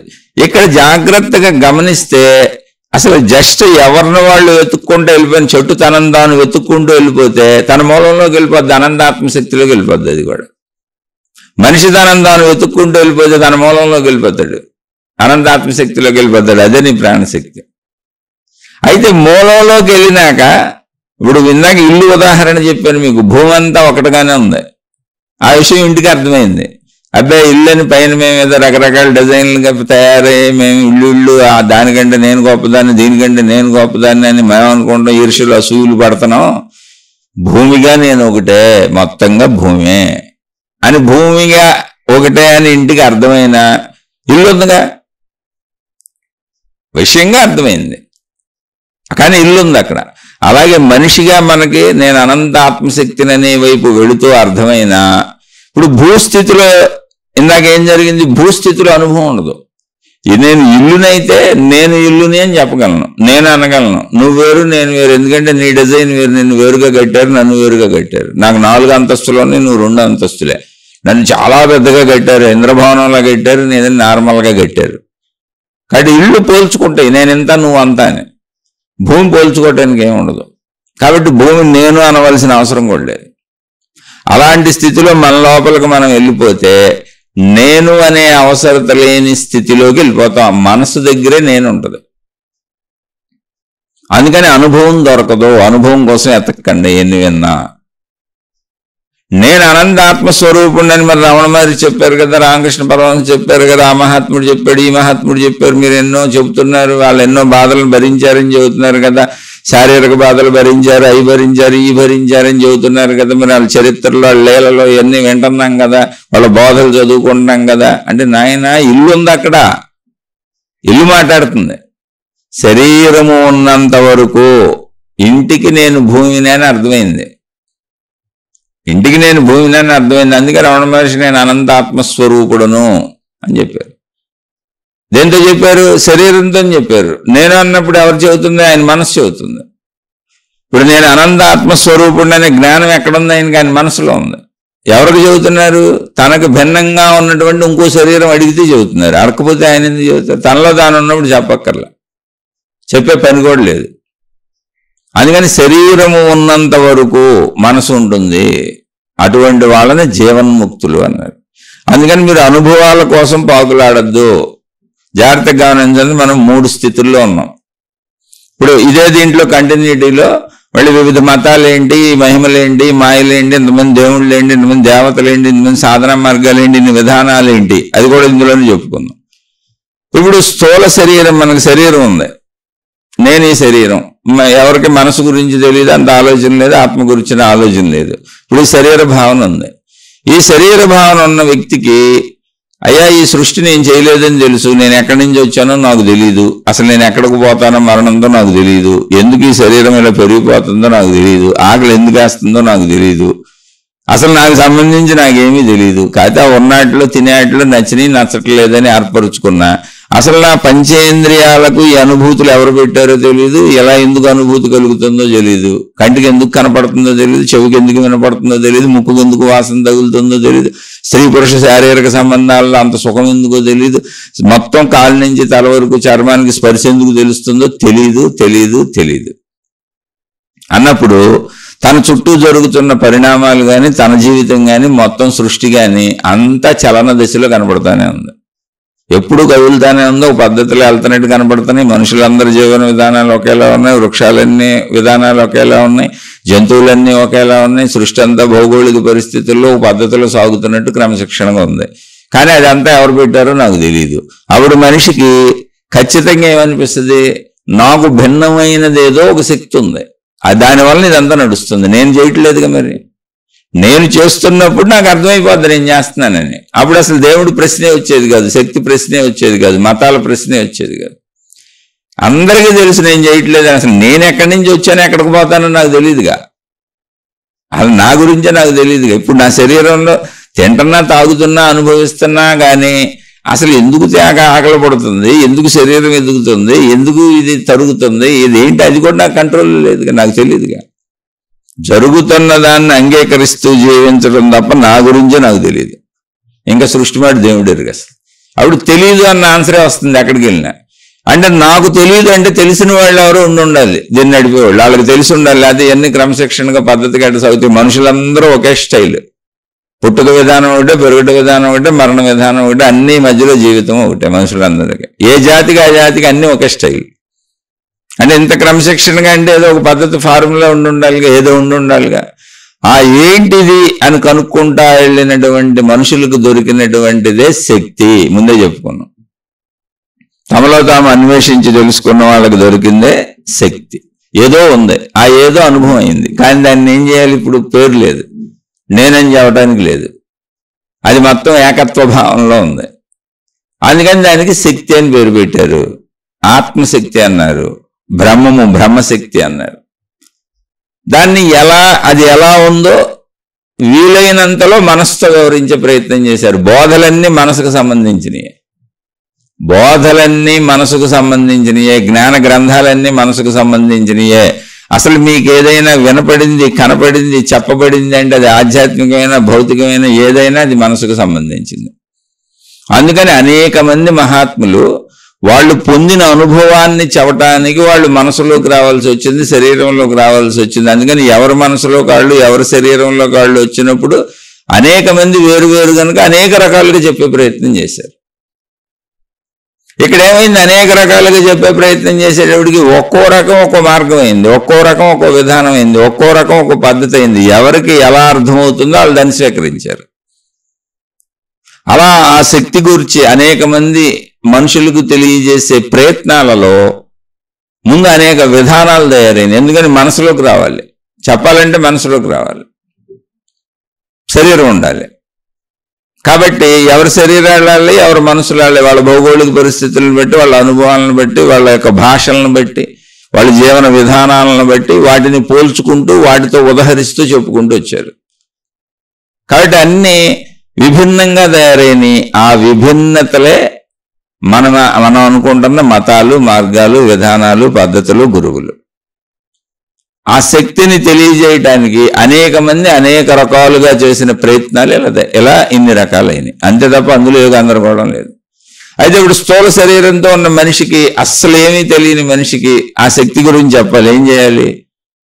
మనిషికి తెలిసింది ఏంటి? స్త్రీ పురుష శరీరాలు. అందుకని స్త్రీ పురుష శరీరాలు లాగా దేవుళ్ళు దేవతలు తయారు చేశారు. అది ఒక ప్రత్యేకమైనటువంటి శక్తి, నీలాంటి రొటీన్ జీవితం కాదు. ఎందుకని అది అనంత ఏకత్వ శక్తి కదా. అందుకని రూపాలు మనుషుల్లా కల్పించిన అది అనంత గొప్ప శక్తి అని చెప్పడానికి, అది శక్తి అని చెప్పడానికి ప్రత్యేకమైనటువంటి నిర్మాణాలు చేపట్టారు ప్రార్థనాలయాలు, ఏ మతానికి ఆ మతం. కానీ అదంతా స్థూలత్వానికి చెప్పడానికి జరిగిన ప్రయత్నం. స్థూల శరీరంతో ఉన్న మనిషికి స్థూల శరీర రూపంలో చెప్పడానికి చేసిన ప్రయత్నమే ప్రార్థనాలయాలు అన్ని మతాలలో. ఆ ప్రార్థనాలయాలలో ఉన్న దేవుళ్ళు దేవతలు అన్ని స్థూలత్వంగా. అయితే స్థూలత్వాన్ని కదిపేదేంటి? మనసు.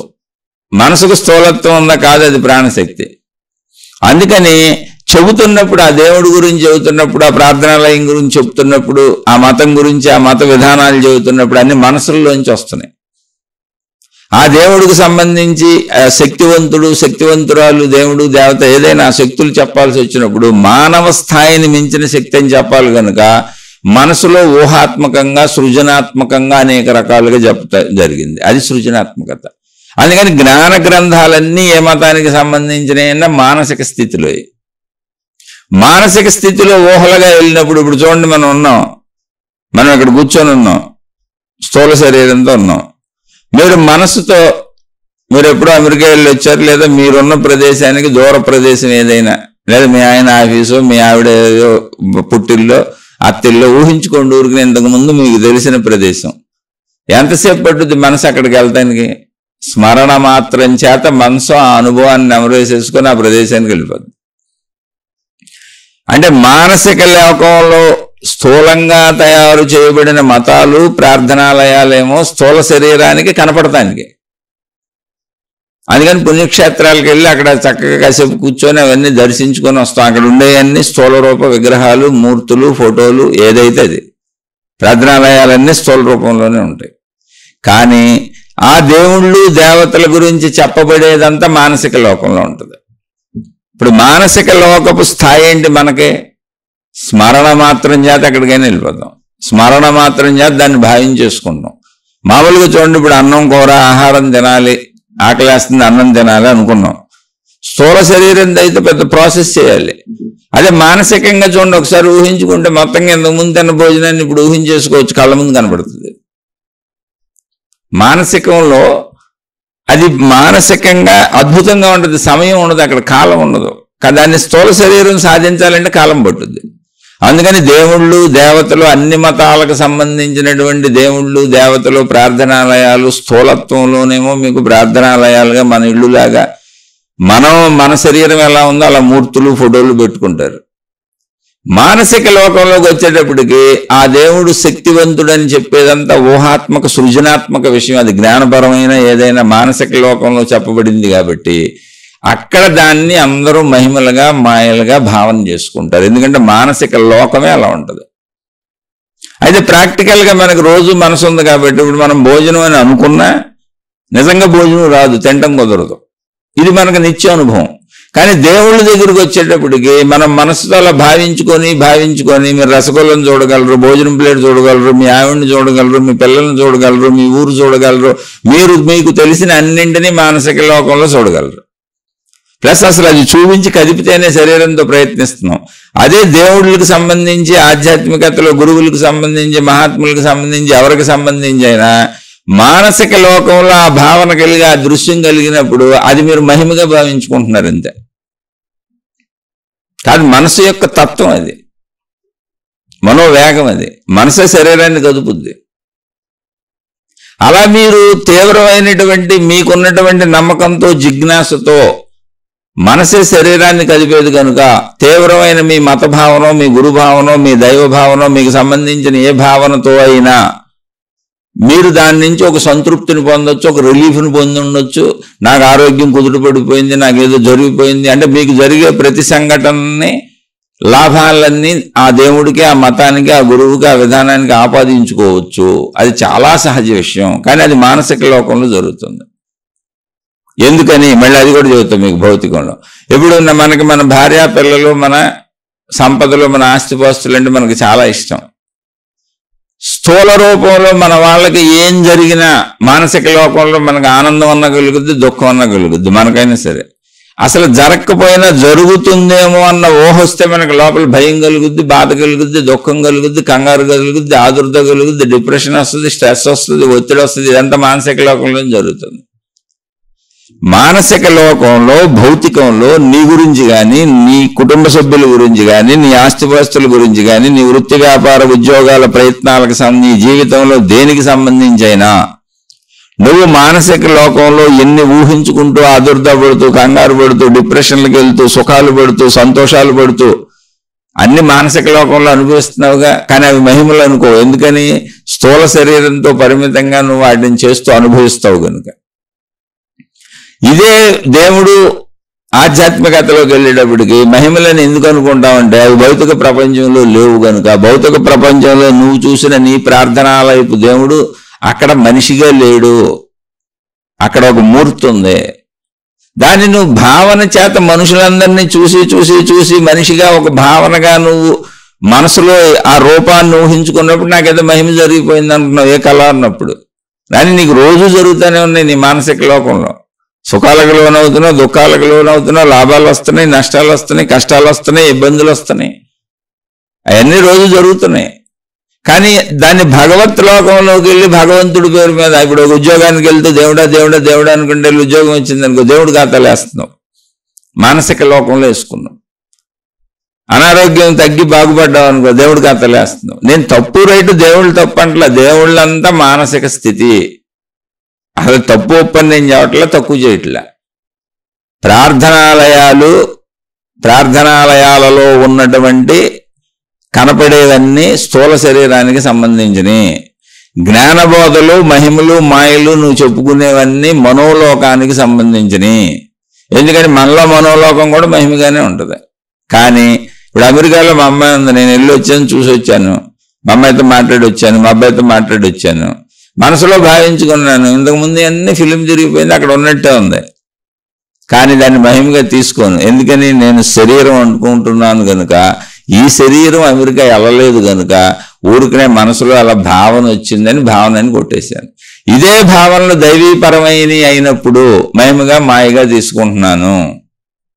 అది తప్పు రైట్ అని నేను అనకొద్దు. అసలు దైవ సంబంధిత లోకం అంతా మనోలోకమే. స్థూలంగా అది కళ్ళ ముందు ప్రార్థనాలయాలుగా కనబడుద్ది. మతాలైనా మార్గాలైనా ఏదైనా అది మనోలోకం. అసలు తప్పు రైట్ అని నేను చెప్పట్లేదు, అది మనస్సుకు సంబంధించింది. కాబట్టి మనసు ఎప్పుడు మహిమ. ఎందుకంటే దాని స్పీడు అమోఘం, దాని వేగం మనం స్మరణ మాత్రం చేత. మనసు నిండా ఉండేది జ్ఞానమే, మనసే శరీరాన్ని నడుపుద్ది. కాబట్టి దేవుళ్ళు దేవతలు విభేదాలు నేను కన్ఫ్యూజ్ అయిపోతున్నాను కొట్టుకోబాకండి. మనోలోకంలో అయ్యింది. మనోలోకం అలాగే ఉంటుంది, మన మనోలోకం కూడా అలాగే ఉంది. కాకపోతే దీన్ని స్థూల శరీరంతో భావించుకుంటున్నాం కనుక ఆ మనోలోకంలో మనం భోంచేసింది కడుపు నిండదు కనుక, మనోలోకంలో మనం అనుభవించిన సుఖాలు ఏవి మనకు సుఖంగా అనిపించదు కనుక మనోలోకంలో గుర్తొచ్చినవన్నీ శరీరంతో చేయాలని వెళ్తున్నాం. అదే మనోలోకంలో భావించుకున్నవన్నీ అక్కడ దేవుడు శరీరంతో ఉండడు కనుక మనమే దేవుడు దేవత, మన మతం, మన గురువు, మన ఆచారం, సాంప్రదాయం, విధానం, పద్ధతులకి ఆపాదించుకుంటున్నాం. నేను దాన్ని తప్పు అంటలా, రైట్ అంటలా, ప్రక్రియని చెబుతున్నా. అందుకని దైవలోకాలు మొత్తం ప్రార్థనాలయాలు, కంటికి కనబడే ప్రార్థనాలయాలు, మూర్తులు అన్నీ తీసి పక్కన పెట్టేస్తే దైవానికి సంబంధించిన మిగిలిన మొత్తం మనసుకు సంబంధించింది, అది మనోలోకం. అందుకని నువ్వు దైవలోకాన్ని భౌతికంలో చూడలేవు. భౌతికంలో నువ్వు ప్రార్థనాలయాలే చూడగలవు. అదంతా మనోలోకం. అక్కడి నుంచి మనోలోకంలోంచి ఇప్పుడు నిద్రాస్థితిలోకి వెళ్ళినట్టు వెళ్తే ఏముంది? ప్రాణశక్తి ఉంది. అంటే ఇప్పుడు దేవుళ్ళు దేవతలు మతాలు విధానాలు పద్ధతులు మనం ఎన్ని చెప్పుకున్నా ఏం చేసినా ఎక్కడి నుంచి వచ్చినాయి? ప్రాణశక్తిలోంచి వచ్చినాయి. అదే ఆత్మశక్తి. అందుకే చెప్పారు అది ఏకంగా ప్రాణశక్తి అయితే ఏకత్వం, మనోశక్తి అయితే మతములుగా విభేదం. ఎందుకని మనస్సు నేనన్న భావన కలిగి ఉంటుంది. నేనన్న భావనకు కారణం ఏంటి? శరీరం స్థూలత్వం. శరీరంతో కలిసినప్పుడు ఆ మనసు నేనన్న భావాన్ని పొంది పరిమితంగా అన్నింటినీ అనుభవించేది, ప్రాణశక్తిలో ప్రింట్ అయ్యే విషయాలు మనసుకు అవుతాయి. కాబట్టి ఇక్కడ ఉన్నదంతా అనంత ఆత్మశక్తి. ఆత్మశక్తిగా నేనన్న భావన లేదు, ఏకత్వాన్ని విడదీయడానికి లేదు. మనోపరంగా సృష్టి మొత్తం మనకు కనపడుతుంది, వేరువేరుగా ఉంది. మొత్తం దేవుళ్ళు, దేవతలు, లోకాలు, మతాలు అన్నీ మనోపరంగా కరెక్ట్. అది మనోలోకం. దేహపరంగా సృష్టి మొత్తం కనపడుతుంది, మనుషులు, జంతువులు, చెట్లు, పొట్లు, గొట్లు, నదులు, సముద్రాలు. అందుకే మీకు ఎక్కడ ఏ దేవుడు ఎప్పుడు కనపడ్డావు, ఎందుకనంటే అది మనోలోకం. మనోలోకాన్ని స్థూల లోకంలో చూడటం అసలు కుదరదు. నువ్వు భావించుకుంటావు, నువ్వు చెప్పుకుంటావు అంతే.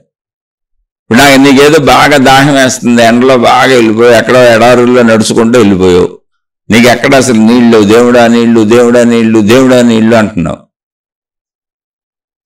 ఎక్కడ నీకు ఎవరో అటు వెళ్తే ఒక నీళ్లు సీసా ఇచ్చారు, నీళ్ళంటి వాళ్ళు. అక్కడ వాళ్ళు ఎందుకు ఇచ్చారు?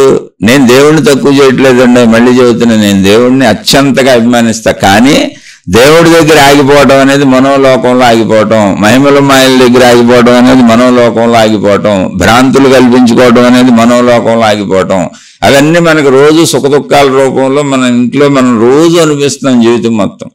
అక్కడ ఆగిపోవద్దని చెబుతుంది. ఆ ఎడారిలో నీళ్ళు నాకెవరు ఇచ్చారని నువ్వు అన్నావు అనుకో, నువ్వు ఎడారిలోకి ఎందుకు వెళ్ళావు అసలు? అలా నీలాంటి ఎవడో ఇంకోటి వెళ్ళాడు, నీలాగా ఇంకొకటి వెళ్ళాడు. నువ్వు జాగ్రత్త పడకుండా వెళ్ళావు, ఆయన జాగ్రత్త పడి వెళ్ళాడు. ఆయన నీళ్లు పట్టుకెళ్ళాడు. ఆయనకు అర్థమైంది, ఈ నీళ్లు తెచ్చుకోలేదు, ఎడారిలో నీళ్ళు లేనడు బతుకు సాగాను అని ఆయన తన నీళ్ళలోంచి ఒక సీసా ఇచ్చాడు, తాగు అని. నువ్వేమనుకున్నావు, ఎడారిలో మనిషే ఉండడు కాబట్టి ఇక్కడ మనిషిగా దేవుడు వచ్చి ఇప్పుడు నా మతపు దేవుడు, నా మార్గపు దేవుడు, నా గురువు పంపిన దేవుడు, లేదా నా గురువే ఈ రూపంలో, మళ్ళీ నా గురువు ఈ రూపంలో వచ్చాడంట. ఎందుకో తెలిసి ఆ గురువుకి రూపం ఉంది. ఇప్పుడు మీరు మాతాజీలో గురువులో ఉన్నారనుకోండి, వాళ్ళకి రూపం ఉంది. అందుకని ఆ రూపంలో కనపడదు నీకు. అక్కడ ఎవరో ఇస్తారు కదా నీళ్లు, గురువు రూపం ఉండదు, ఆ మాతాజీ రూపం ఉండదు. ఈ రూపంలో వచ్చాడంట. నేను పూజించే దేవుడు ఈ రూపంలో వచ్చాడంట. నేను ఆరాధించే గురువు నన్ను రక్షించడానికి ఈ రూపంలో వచ్చాడంట. నేను ఆరాధించే మాతాజీ ఈ రూపంలో వచ్చిందంట. నువ్వేమనుకున్నా అది విశ్వశక్తే. ఇందుకే నువ్వు దేవుడు అనుకున్నా తప్పు లేదు, గురువు అనుకున్నా తప్పు లేదు, మహిమ అనుకున్నా తప్పు లేదు, మాయ అనుకున్నా తప్పు లేదు. కానీ మహిమలు మాయలు అంటే నువ్వు బురుడి కొట్టి అక్కడ ఉండిపోతావు. అందుకే సిద్ధులు వైపు వెళ్ళొద్దు అన్నారు. కానీ మొత్తంగా ఉన్నదంతా విశ్వశక్తేగా. ఇప్పుడు నీళ్ళు ఇచ్చినైనా విశ్వశక్తే, నీళ్లు విశ్వశక్తే. కానీ నువ్వు అలా అనుకుంటావు, ఎడారిలో నాకెందుకు నీళ్ళు ఇస్తారని. ఇప్పుడే బస్సులో పక్క సీటుడు ఏదో నీకు బాధ వచ్చినప్పుడు సాయం చేశాడు అనుకో, ఎవడు సాయం చేస్తాడండి ఈ రోజుల్లో దైవకృప లేకపోతే అంటావు. ఎందుకు చేయరండి? మొత్తం మనుషులు ఎక్కడ ఉంది, దేవుడు లేడని నేను అంటలా. మనోభావన, నా ఇంట్లో వాళ్ళకి, నాకు, నా సంపదలకి ఏదైనా లాభం జరిగితే ఆనందపడిపోతున్నా, నష్టం జరిగితే దుఃఖపడిపోతున్నా, అసలు లాభ నష్టాల ఊహలతో ఏమీ జరగకపోయినా నష్టం వస్తుందేమో అన్న ఊహలతో డిప్రెషన్కి, బాధలకి వెళ్ళిపోయి ఆత్మహత్యలు కూడా చేసుకుంటున్నా భయంతో. లాభం వస్తుందేమో అన్న ఊహలతో లాభం రాకపోయినా అమితానందంతో దానికోసం ఎదురు చూస్తూ బతుకుతున్నా. ఇది మనోలోకం ఇలాగే ఉంటుంది. మీరు ఒక్కసారి శరీరాన్ని వదిలేసి మీ మనోలోకాన్ని చూస్తే మొత్తం దేవుళ్ళు, దేవతలు, మహిమలు, మాయలు మనం మాట్లాడేవన్నీ దానికి సరిపోతాయి. అలా నేను అసలు తప్పు అంటలేదు, మళ్ళీ చెబుతున్నా, నేను దాన్ని తక్కువ చేయట్లా. నువ్వు మనోలోకంలో ఆగిపోతే అనంత ఆత్మశక్తి వరకు రాలేవు అని చెబుతున్నా. దీన్ని ఇంకా బాగా విస్తృతిగా మీకు అర్థమయ్యేలా ఎంతైనా ఇలా చెప్పుకుంటూ ఉండొచ్చు, ఎన్ని శీర్షికలైనా చెప్పుకుంటూ ఉండొచ్చు. అయితే మీరు అర్థం చేసుకునే ప్రయత్నం చేయాలి. దీన్ని మళ్ళీ క్రిటిసైజ్ చేద్దాం, విమర్శిద్దాం. నేను మహిమలు చూశాను, మీరు మనోలోకం అంటున్నారు. లేదు, ఆయన విభూతి తీసాడు, ఆయన గొలుసు తీసాడు, ఆయన ఉంగరం తీసాడు, ఆయన వాచ్ తీసాడు, ఆయన కలకండ తీసాడు అంటే అది ఈ ఉదాహరణలు ఎందుకు చెప్పాను తెలుసా? అవన్నీ తీసిన వాళ్ళని నేను చూశాను, వాళ్ళు నాకు ఇచ్చిన ప్రసాదాన్ని నేను తిన్నాను కూడా. మళ్ళీ చెబుతున్నా, నీకు అర్థం కానిది మహిమ అనుకుంటున్నావు అంతే.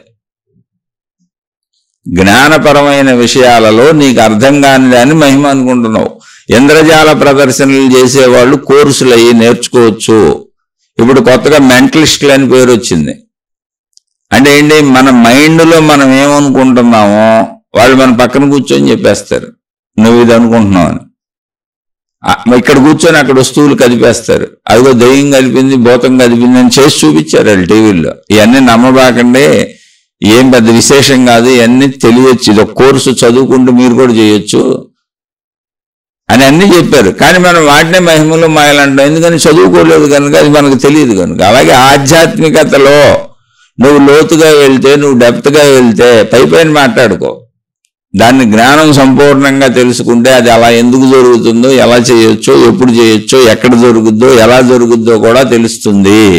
అలా తెలిసినప్పుడు అది ఆధ్యాత్మిక చదువు మాత్రమే, ఆత్మజ్ఞానం చదువు మాత్రమే, మహిమ కాదు, మాయ కాదు.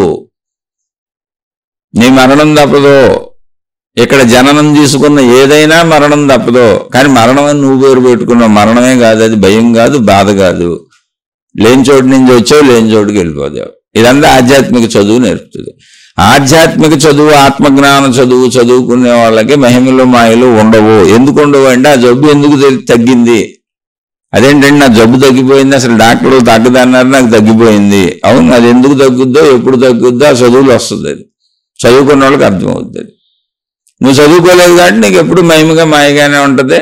ఆయన ఎవరో తగ్గించాడు, ఈవిడెవరో తగ్గించిందని వాళ్ళ చుట్టూ తిరుగుతూ వాళ్ళకి ముడుపులు చెల్లించుకుంటూ వాళ్ళు చెప్పిన సేవలన్నీ చేసుకుంటూ నీ ఇష్టం వచ్చినటువంటి తప్పేం లేదు. ఎందుకని నీకు చదువుకోవటం ఇష్టం లేదుగా, కష్టపడటం ఇష్టం లేదుగా, గుణమార్పు చేసుకోవటం ఇష్టం లేదుగా, నిన్ను నువ్వు మార్చుకోవటం ఇష్టం లేదుగా, నిన్ను నువ్వు తెలుసుకోవటం ఇష్టం లేదుగా, నిన్ను నువ్వు గమనించుకోవటం ఇష్టం లేదుగా, నీ లోపలికి నువ్వు వెళ్ళటం ఇష్టం లేదుగా, నువ్వు ధర్మ మార్గంలో జీవితకాలం మొత్తం నడవటం ఇష్టం లేదుగా, కష్టపడి బతకడం ఇష్టం లేదుగా, తేలికగా సూక్ష్మంలో మోక్షం కావాలిగా. కాబట్టి ఎవరో ఒకరు నమ్ము. కానీ ఆధ్యాత్మిక చదువుగా, ఆత్మజ్ఞాన చదువుగా వెళ్తే ఈ మహిమలన్నీ నువ్వు భావిస్తున్నవన్నీ, దానికి జబ్బులు తగ్గినాయి, డబ్బులు వచ్చినాయి, అది జరిగింది, ఇది జరిగింది అన్నవన్నీ ఎప్పుడెప్పుడు, ఎక్కడెక్కడ, ఎలా, ఏ ఏ స్థితుల్లో ఎందుకు జరుగుతాయి, ఎందుకు జరగవు, అన్నీ జరుగుతాయా, అన్నీ జరగవా, ఎందుకు జరిగింది, ఎందుకు జరగలేదు, మొత్తం చదువుగా, విజ్ఞానంగా చక్కగా అర్థమవుద్ది అక్కడ. అది నాకు తెలుసు కనుక, నేను చదివాను కనుక అది నాకు అర్థమవుతుంది కనుక, జరగంది ఎందుకు జరగలేదు నాకు తెలుసు కనుక, జరిగింది ఎందుకు జరుగుతుందో నాకు తెలుసు కనుక, అది నాకు అర్థమైంది కనుక, అది ఆధ్యాత్మిక చదువు కనుక మాయలు మహిమలు లేవని ఢంకా బజాయించి చెబుతున్నా. ఎందుకంటే 35 ఏళ్ళు గురువులు, మహాత్ములు అందరి చుట్టూ తిరిగా. అసలు ఆ గురువులు వాళ్ళనే రక్షించుకోలేకపోయారు. ఆ గురువులు వాళ్ళు మందులు వాడుతున్నారు, వాళ్ళ శరీరాలు శిథిలం అయిపోతున్నాయి, వాళ్ళ పళ్ళు ఊడిపోయినాయి, వాళ్ళ కంటి చూపు తగ్గిపోయింది, వాళ్ళ చెవులు వెనికిడి తగ్గిపోయింది, చివరి దశలో వాళ్ళు నానా బాధలు పడ్డారు. ఎన్నో మహిమలు మా గురువు గారు ప్రదర్శించారని చెప్పి, మా మాతాజీ ప్రదర్శించిందని చెప్పి, ఎవరో ఒకళ్ళు ఆ స్త్రీ పురుషులేగా ఉండేది ఇక్కడ గురువులుగా అని చెప్పుకున్న వాళ్ళు ఎంతోమంది మామూలు జీవితంలో ఎన్నో నరకయాతనలు పడ్డారు.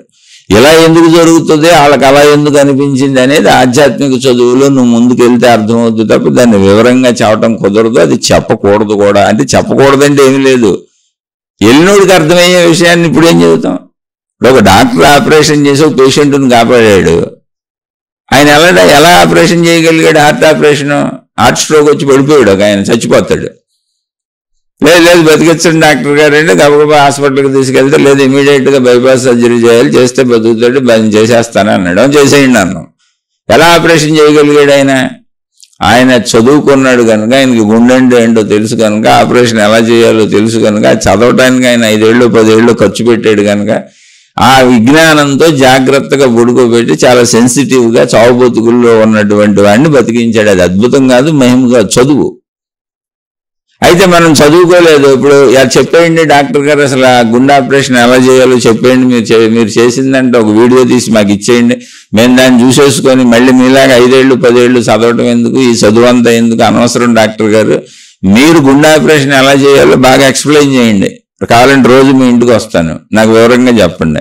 మీరు చేసిందంటే నాకు ఒక వీడియో తీసామంటే దాన్ని ఒక 100 సార్లు చూస్తాను, ఈసారి నుంచి నేను కూడా డాక్టర్ అని బోర్డు పెట్టుకొని ఆపరేషన్లు చేసేస్తాను అంటే ఎలా కుదరదో, నువ్వు డాక్టర్ ఎలా అవ్వవో, అలాగే ఆధ్యాత్మిక చదువులో, ఆత్మజ్ఞాన చదువులో ఆ మహిమలు కొంతమందికి కొన్ని ఎందుకు జరిగినాయి, కొంతమందికి కొన్ని ఎందుకు జరగటం లేదు, అసలు ఈ మహిమలు మాయలు ఎందుకు కాదు, వీళ్ళు మహిమలు మాయలని ఎందుకు అనుకుంటున్నారు, ఇవన్నీ వివరణ అందులో చదువుకొని వెళ్ళినోడికి అవుతుంది. ఒక డాక్టర్ లాగా, ఒక ఇంజనీర్ లాగా, ఒక కలెక్టర్ లాగా, ఏదైనా ఆ చదువుకి వెళ్ళాలి. చదువు అది. చదువుకోకపోతే నీకు మాయలు మహిమలే. ఇన్ని మహిమలు చేసిన ఆ గురువులు ఎందుకు బాధపడుతున్నారు, ఇన్ని మహిమలు మాయలు చేసినటువంటి ఆ మాతాజీలు ఎందుకు బాధపడుతున్నారు, వాళ్ళకి అన్ని కష్టాలు ఎందుకు వచ్చినాయి, అన్ని ఇబ్బందులు ఎందుకు వచ్చినాయి, ఇవన్నీ చదువులో భాగంగా తెలుస్తుంది.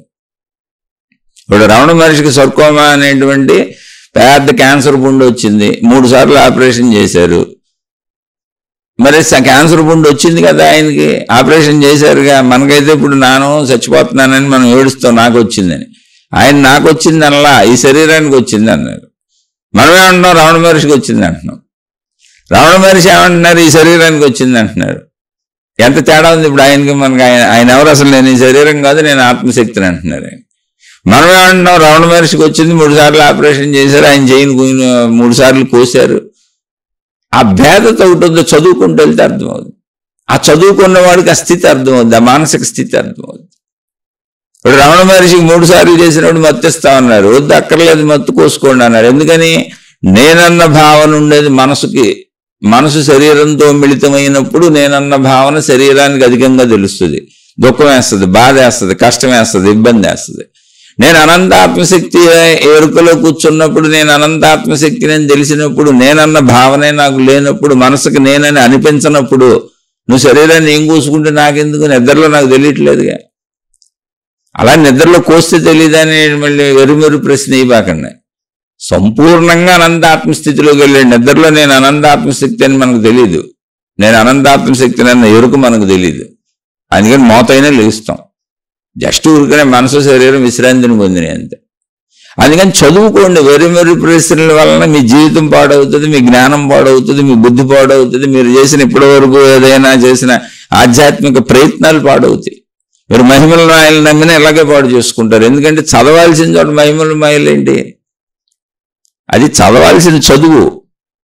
అయితే ఆ పెళ్లి ఎందుకయింది, అవన పెళ్లి ఎందుకయింది, ఈ పెళ్లి ఎందుకు ఆగిపోయింది, ఆ సత్యవాడు ఎందుకు బతికాడు, అయితే ఈడెందుకు చచ్చిపోయాడు, వీళ్ళకి రక్షణ ఎందుకు వచ్చింది, వాళ్ళకి శిక్షణ ఎందుకు వచ్చింది, ఇవి మహిమలే కదా అంటే నువ్వు చదువుకోలేదు కానీ నీకు అనిపిస్తాయి అంటున్నా. నువ్వు చదువుకుంటే ఎందుకు అవుతున్నాయి ఎందుకు అవట్లేదో కూడా తెలుస్తుంది.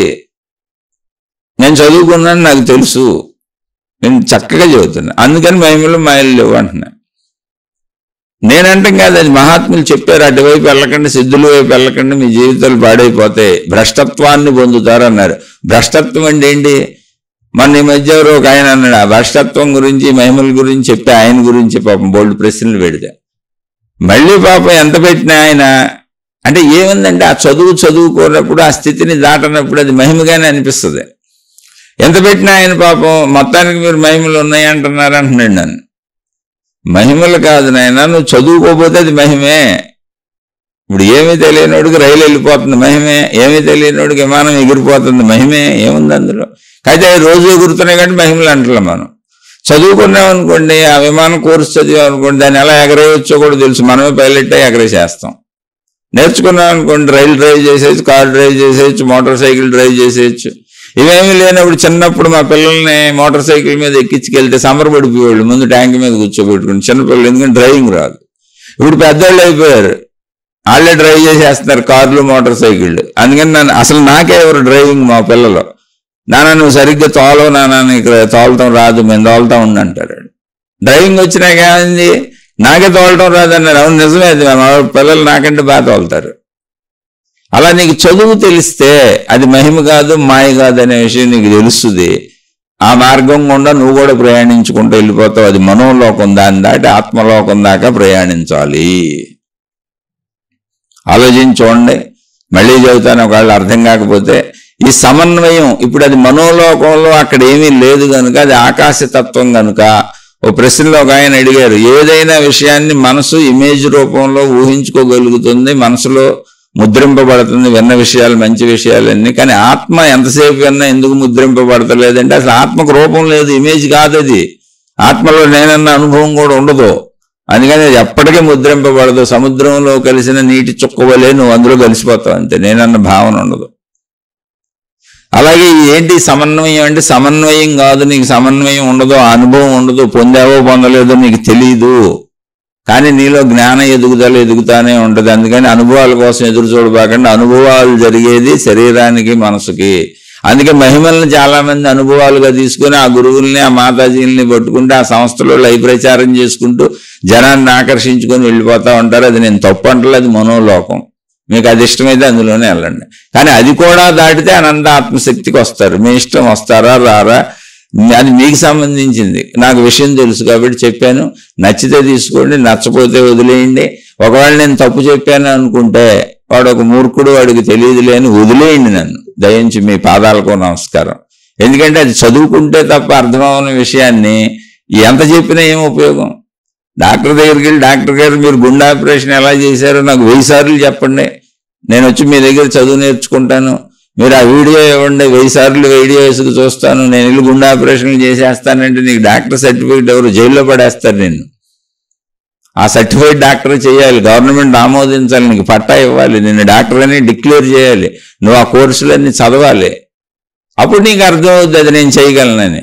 అంతే తప్ప చేసిన డాక్టర్ చెబితేనో లేదా డాక్టర్ చేస్తుంటే చూస్తేనో 1000 సార్లు చూశాను కదా నేను చేసేస్తాను అన్నట్టు కుదరదు. ఇది కూడా అంతే. ఆధ్యాత్మిక చదువు అంతే, ఆత్మజ్ఞానం చదువు అంటే నేను అనంత ఆత్మశక్తిని అనే భావన కలిగే వరకు నువ్వు చదువుకుంటూ వెళ్లాల్సిందే. ఈ మధ్యలో నువ్వేం మాట్లాడినా నీకు అవి మహిమలుగానే ఉంటాయి. కానీ ఆ మార్గంలో వెళ్ళి అర్థమైన వాళ్ళకి మహిమలు ఉండవు, మాయలు ఉండవు. మహిమలు మాయలు అనే వలలో నిన్ను పడేసినా, ఆ వలలో నువ్వు పడినా, నిన్ను పడేసిన వాళ్ళు నిన్ను ఖచ్చితంగా మోసం చేస్తున్నారు తెలిసే. ఆ వలలో నువ్వు పడితే నువ్వు అజ్ఞానంలో ఉన్నావు, చదువు సరిగ్గా చదువుకోవట్లేదు. కాదు మాకు ఆ వలలోనే బాగుంది అంటే ఆక్వేరియంలో చేపల్లాగా అక్కడే ఎత్త కొట్టుకుంటే హాయిగా ఉండొచ్చు. ఈ పోలిక కూడా మాకు నచ్చలేదు, మాకు అయినా మేము మహిమలు మాయల్లో సాగుతున్నాం, మా గురువులు మా మతాలు మా గొప్పలు చెప్పుకుంటూ వెళ్తున్నాం, నువ్వు మళ్ళీ మమ్మల్ని తక్కువ చేస్తావంటే మీ పాదాలకో నమస్కారం, మీ గురువులకో నమస్కారం, మీ మతాలకో నమస్కారం, మీకో నమస్కారం. మిమ్మల్ని ఎవరిని తక్కువ చేయట్లే, మీ పాదాల మీద నా శిరస్సు పెట్టి క్షమించమని అడుగుతున్నా. కానీ ఆధ్యాత్మిక చదువు ఆత్మజ్ఞాన చదువు కాబట్టి కొంతమంది నేను చెప్పింది వింటున్నారు కాబట్టి ఆ వింటున్న నలుగురికి నిజం చెప్పాలి కాబట్టి చెబుతున్నా. అందుకని దయించి ఇది నచ్చనోళ్ళు, మహిమలంటే ఇష్టం ఉన్నోళ్ళు నావి వినకండి. ఆధ్యాత్మిక చదువు చదువుకుందాం, ఆత్మజ్ఞాన చదువు చదువుకుందాం అనుకునే వాళ్ళు మాత్రమే నావి వినండి. శుభమస్తు. మీకు మీ కుటుంబ సభ్యులకు మేలు చేకూరుగాక. మరలా మరొక కొత్త శీర్షికతో కలుసుకుందాం.